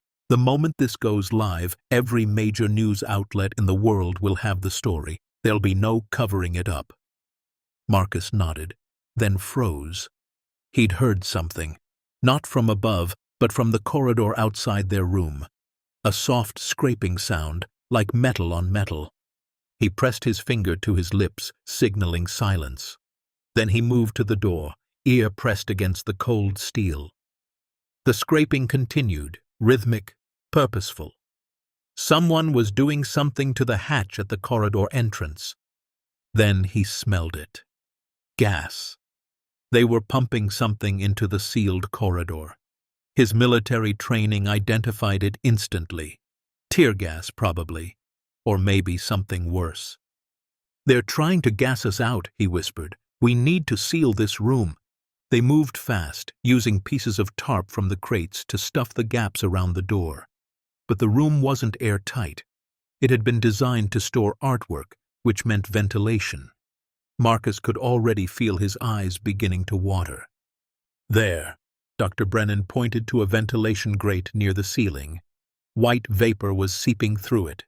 Marcus grabbed a crate and climbed up, stuffing the vent with cloth. But it was too late. The gas was already in the room, irritating their eyes and throats. Not enough to incapacitate them yet, but enough to make their situation clear. The organization was willing to force them out through chemical weapons. We can't stay here, Amanda said, coughing. We need another option. Marcus's mind raced. The vault had 12 rooms, but only 3 had been accessible. What about the others? If he could open one of the locked rooms, maybe they could move there, buy more time. Follow me, he said, and bring everything. Documents, laptops, evidence, all of it. They gathered their materials and moved into the corridor, eyes streaming. The gas was thicker here, making it hard to breathe. Marcus led them to door 7, one he'd managed to open before. He pulled them inside and slammed the door. This room was different. It contained mostly religious artifacts, crucifixes, chalices, illuminated prayer books, and critically, it had no ventilation to the main corridor. The air was stale but breathable.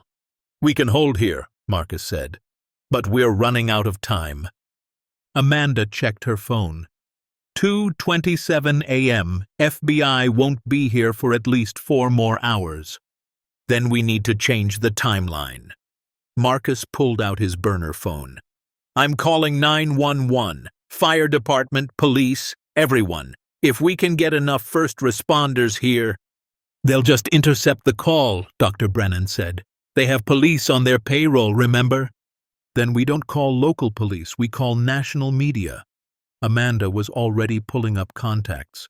I know producers at 3 major networks. If I tell them there's an active situation at Port Sterling involving Nazi treasure and federal witnesses under siege, they'll send news helicopters. Live coverage. That's protection the organization can't fight. She started making calls. The first 2 went to voicemail. It was nearly 3 a.m. after all. But the third call connected. Marcus could only hear Amanda's side of the conversation. "Jerry, it's Amanda Foster. I know what time it is, listen. I'm sitting in a vault full of Nazi-looted art worth billions. I'm serious. Yes, I have proof. Federal witnesses being threatened by an organization with law enforcement connections. Port Sterling Shipyard, the SS Meridian Crown. Dawn. Bring helicopters and live cameras. This is your Pulitzer, Jerry. Don't miss it." She hung up. "He's coming. He's calling other networks too. By 5 a.m., this place will be swarming with media." Marcus felt a weight lift slightly. Media meant witnesses. Witnesses meant the organization couldn't just make them disappear. They'd bought more time. But then the lights went out. Not Marcus's flashlight. He'd turned that off to save battery. The emergency lighting in the corridor, the faint glow that had been seeping under the door. Everything went black. "They cut power to the vault level," Dr. Brennan whispered. In the absolute darkness, Marcus heard a new sound, the hatch opening again, footsteps descending, but not the tactical team from before. These footsteps were heavier, more purposeful, and there were more of them. A voice called out, amplified by some kind of speaker system. "This is the Port Sterling Police Department. We have a warrant for Marcus Cole on charges of trespassing, theft, and making terroristic threats. Exit the vault with your hands visible or we will enter with force." "They're using real police now," Amanda said. "Probably told them we're armed and dangerous." Marcus's mind calculated options. If they surrendered to police, they'd be separated, their evidence seized, their ability to go public eliminated. The organization would have hours to sanitize the vault before FBI arrived, but if they resisted, the police would have justification to use force. They were trapped, unless... "Amanda, when does your article go live?" "When I hit publish, but I was waiting for..." "Publish it, right now, all of it." "Marcus, if we publish before the FBI secures the scene, the organization might destroy evidence." "They're about to arrest us and seize our evidence anyway. At least if the story's live, the world knows what's here. They can't destroy it once it's public." Amanda stared at him in the darkness, her face barely visible in the glow of her laptop screen. Then she nodded. "Okay, here goes everything." She hit publish. For a moment nothing happened. Then her phone started buzzing. Notifications, dozens of them. The story was spreading. "It's live," she said. "Front page of our website. I'm seeing shares already. Reuters just picked it up. AP is calling me. Marcus, it's going viral." The voice over the speaker came again. "You have 60 seconds to exit the vault." Marcus raised his voice. "We're unarmed civilians. We have federal witnesses and journalists, and the story is already public. Check your phones. It's on every news site." Silence. Then frantic voices muffled by distance. People checking phones, making calls, realizing that the situation had changed completely. "They published a story," someone said. "It's everywhere. Pictures of the sales receipts, descriptions of the art, names of people involved. Christ, they have photos of the museum tag." "Contain it," another voice ordered. "Cut the internet in this building. Get legal on the phone. We need an injunction." It's too late. It's already on international news sites. There are reporters calling the station asking about Nazi art. What do we tell them? Marcus smiled in the darkness. They'd done it. The truth was out, spreading faster than the organization could suppress it. Within minutes, it would be everywhere. And once the world knew, there was no way to bury it again. "We're coming out," Marcus called. "We're unarmed. We're federal witnesses in an active investigation, and there are journalists on their way here with cameras. If anything happens to us, it'll be on live television." He opened the door slowly, hands raised, flashlight pointed at the ceiling. Behind him, Amanda and Dr. Brennan did the same. They emerged into the corridor where 6 police officers stood, weapons drawn but looking uncertain. The lead officer, a sergeant in his 50s, studied them. "You're Marcus Cole?" "Yes, sir." And you're claiming there's Nazi treasure on this ship? I'm not claiming it. It's documented fact. It's in that vault. $230 million minimum in stolen World War II art. It's been here for 77 years, and the people who've been protecting it just tried to kill us. The sergeant looked at his phone, at the articles spreading across the internet, at the photos of sales receipts and museum tags. His expression shifted from aggressive to uncertain. This is real? Every word, and federal prosecutors are on their way. FBI will be here by dawn. You can arrest us if you want, but in about 2 hours, this is going to be the center of the biggest art recovery operation in history. You really want to be the cop who arrested the people who exposed it? The sergeant lowered his weapon. Stand down, he told his officers. Then he looked at Marcus. Someone very powerful told us you were a dangerous fugitive. Someone very powerful has been stealing art for 8 decades. They tried to buy my silence. When that didn't work, they tried to kill me. You can choose to protect them, or you can choose to protect us. But the world is watching now. Make your choice carefully. For a long moment, the sergeant stood in silence. Then he holstered his weapon. All right, we'll secure this area until federal agents arrive, but you 3 aren't going anywhere. Protective custody? Something like that. They were escorted up to the main deck, where dawn was just beginning to break over Port Sterling. The sky was turning from black to deep purple, stars fading, the first light painting the industrial waterfront in shades of gold. And then Marcus heard it, the distinctive thump of helicopter rotors. Multiple helicopters coming from different directions. News choppers, their spotlights cutting through the morning darkness, illuminating the Meridian Crown like a stage. They're here, Amanda said, relief in her voice. We made it. By 6 a.m., the shipyard looked like a military operation. News helicopters circled overhead. Satellite trucks lined the perimeter. Reporters stood in front of cameras, breathlessly describing the breaking story of Nazi treasure found on an American ship. And cutting through it all, a convoy of federal vehicles, FBI, ICE, U.S. Marshals, and the U.S. Attorney's Office. Sarah Mitchell emerged from the lead vehicle, flanked by agents in tactical gear. She took one look at the scene, the police presence, the news coverage, Marcus standing on the deck with Amanda and Dr. Brennan, and smiled. Mr. Cole, she called out, hell of a way to make a first impression. The weeks that followed were a blur of interviews, depositions, and documentation. FBI agents swarmed the Meridian Crown, carefully cataloging every piece in the vault. Art experts from around the world flew in to authenticate the collection. Holocaust restitution committees began the painstaking process of tracing ownership. The organization that had protected the vault for 77 years collapsed within days. Patricia Holloway, the woman in the expensive suit, was arrested along with 14 others. The investigation uncovered connections to law firms, shipping companies, auction houses, and private collectors across 5 continents.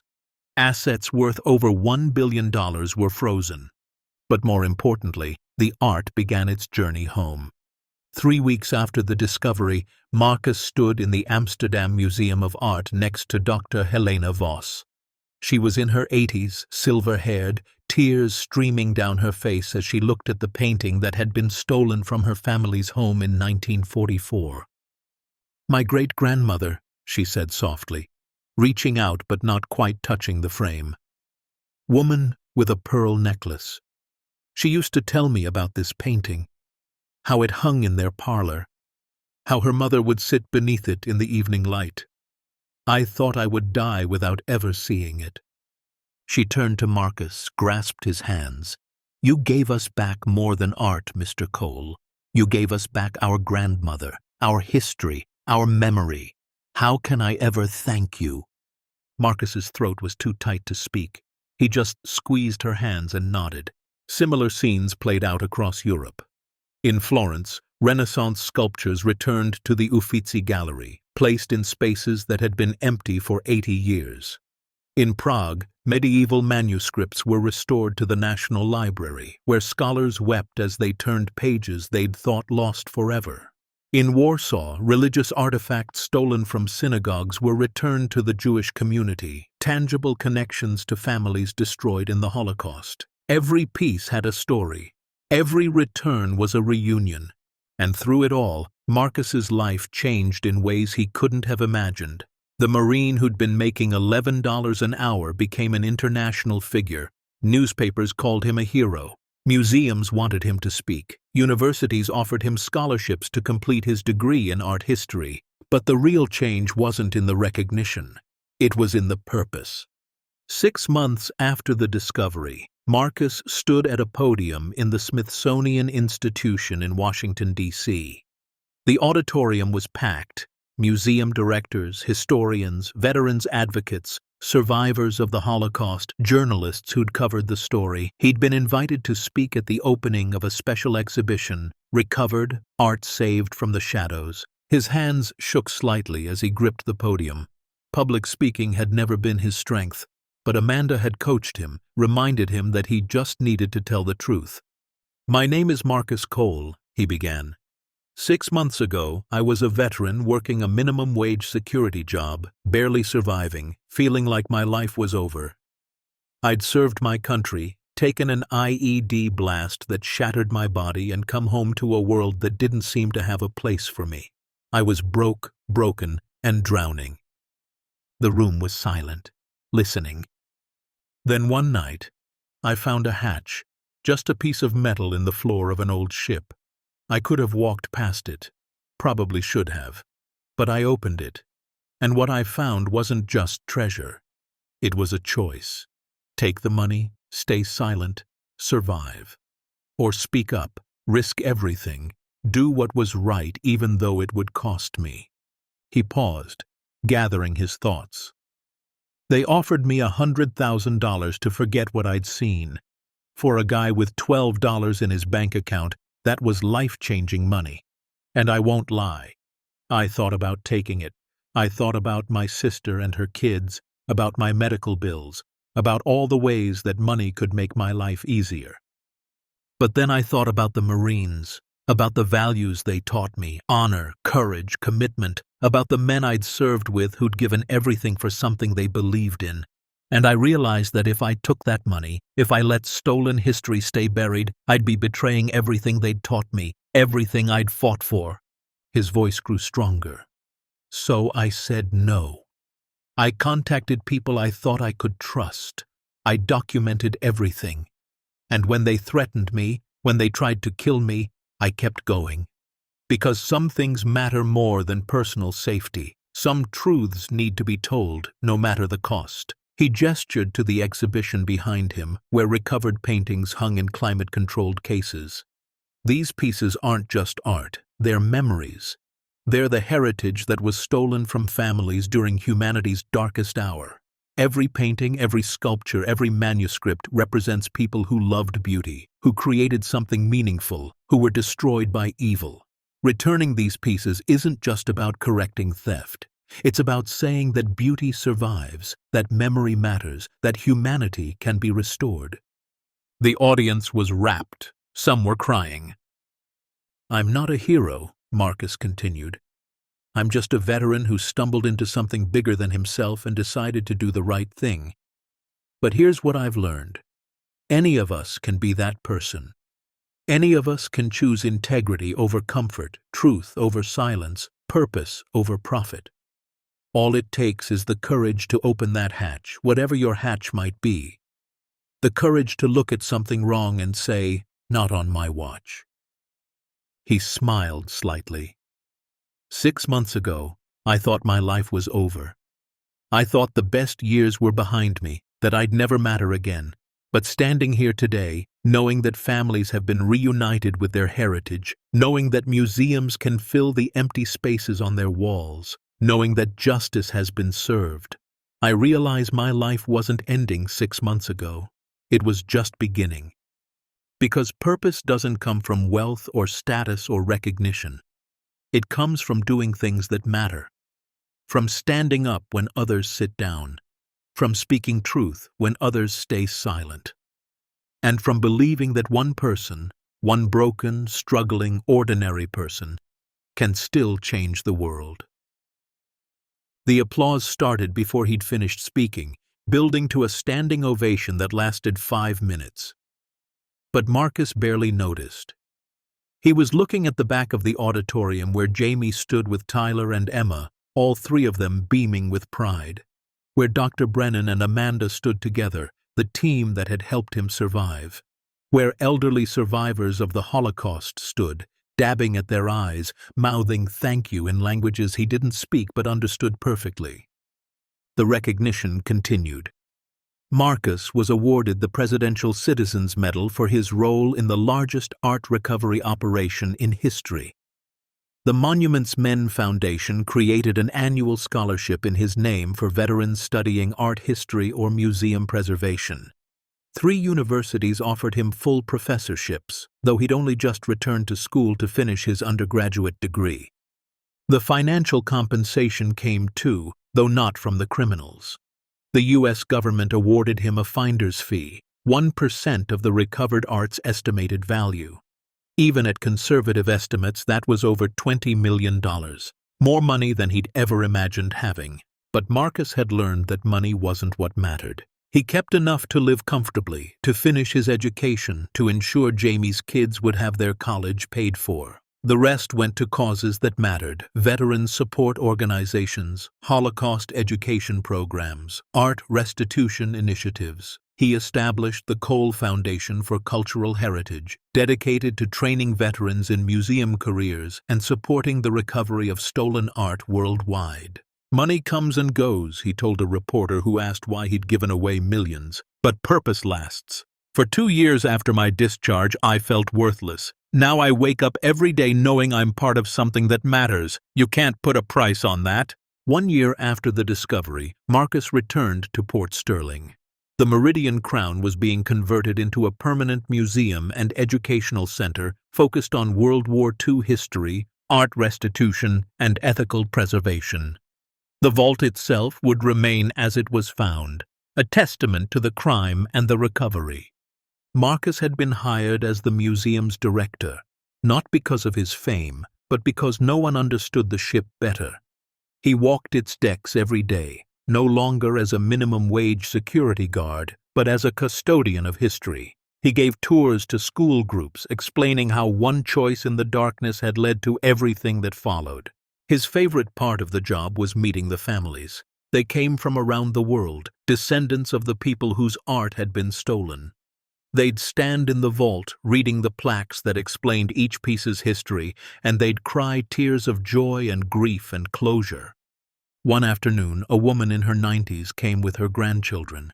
She'd been a child in Prague when her family's manuscript collection was seized.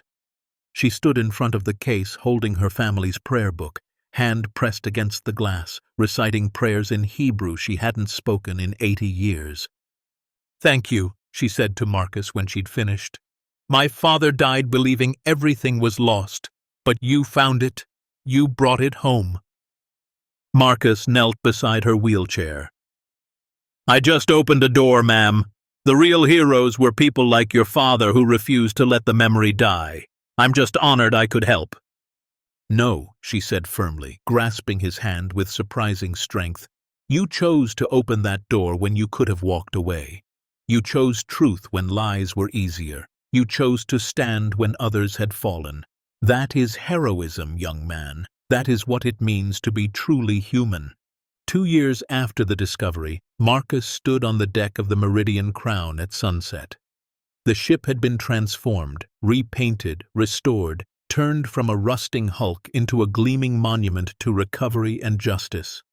Flags from 30 nations flew from her masts, representing all the countries whose cultural heritage had been returned. He wasn't alone. Amanda was there, still covering the story's developments. Dr. Brennan had joined the museum's board. Sarah Mitchell visited regularly as the legal cases would continue for years. And Jamie came often with Tyler and Emma, who loved exploring Uncle Marcus's ship. But tonight was special. Tonight was the museum's official opening ceremony. Dignitaries had flown in from around the world, survivors of the Holocaust, museum directors, historians, veterans who'd been inspired by Marcus's story to find their own purpose. The ceremony began at dusk. Speeches were made, ribbons were cut, and as the sun set over Port Sterling, transforming the industrial waterfront into something almost beautiful, Marcus was asked to say a few words. He stood at the podium, looking out at hundreds of faces illuminated by the golden light. 2 years ago, he said, I was standing on this deck in the middle of the night, wondering if my life would ever matter again. I was broken, and barely holding on. The world had told me I was disposable, that my best days were behind me, that all I could hope for was survival. Then I found a hatch, and that hatch changed everything. Not because of what was beneath it, though that was extraordinary, but because of what it taught me, that we're never too broken to do something that matters. That second chances come when we choose to take them. That purpose isn't something the world grants us, it's something we claim through our actions. He gestured to the ship around them. This vessel spent 37 years rotting at a forgotten pier. People looked at it and saw junk, saw something beyond saving. But beneath its rust and decay was one of the greatest treasures ever hidden, and it took someone broken, someone the world had also discarded, to recognize that even forgotten things can still have value. That's the real lesson here. Not that one veteran found stolen art, but that none of us are beyond redemption. Not ships, not art, not people. We all have the capacity to transform, to matter, to become part of something greater than ourselves. All it takes is the courage to open that hatch, whatever our hatch might be. The courage to look into the darkness and believe there's light waiting to be found. His voice grew softer, more intimate. If you're out there right now feeling like I felt 2 years ago, feeling worthless, forgotten, like your best days are over, I want you to know something. Your hatch is waiting. Your moment to matter is coming. And when it arrives, when you're faced with that choice between easy silence and hard truth, between personal gain and collective good, between surviving and truly living, I hope you'll remember this story. I hope you'll remember that one person's courage can change everything. Because that's what I've learned. The world doesn't need perfect heroes. It needs ordinary people willing to do extraordinary things. It needs veterans who won't quit. It needs truth-tellers who won't be silenced. It needs anyone brave enough to stand up and say, "This matters. I matter. And I'm going to fight for what's right, no matter the cost." He smiled, tears in his eyes. 2 years ago, I had nothing. No money, no prospects, no hope. Today, I have purpose. I have meaning. I have the knowledge that I helped return memory to people who thought it was lost forever. And that is worth more than any treasure ever could be. The applause rolled over him like waves, but Marcus barely heard it. He was looking at the horizon, where the last light of day painted the sky in shades of amber and rose. He was thinking about the journey that had brought him here, from the darkness of Kandahar to the darkness of that hidden vault, from despair to purpose, from surviving to truly living. He was thinking about Dr. Voss standing before her family's portrait, about the elderly woman reciting prayers over a manuscript she'd thought lost forever, about every family reunited with their heritage because one broken veteran had refused to stay silent. And he was thinking about all the other veterans out there, all the other struggling people who felt forgotten and worthless, and he hoped, prayed, that somehow his story would reach them, would remind them that their lives still mattered, that second chances were real, that purpose was waiting for anyone brave enough to claim it. Because Marcus Cole had learned something precious in that hidden vault beneath a forgotten ship. Treasure isn't measured in dollars or gold. It's measured in choices, in courage, in standing for what's right even when the cost is everything, in opening hatches that others walk past, in refusing to let important things stay buried in darkness. And that was a kind of wealth no one could ever steal. Anyone can change the world if they're brave enough to choose truth over silence, integrity over comfort, and purpose over profit. As the ceremony ended and the crowd dispersed into the museum to view the recovered treasures, Marcus Cole remained on deck, watching stars emerge in the darkening sky. The veteran who'd had nothing had become the guardian of everything that mattered, not because he'd found treasure, but because he'd refused to let it stay hidden, not because he was special, but because he'd made the choice to do something when others would have looked away. His journey from broken soldier to historical hero wasn't about luck or destiny. It was about a single decision made in darkness to open a hatch and face whatever lay below.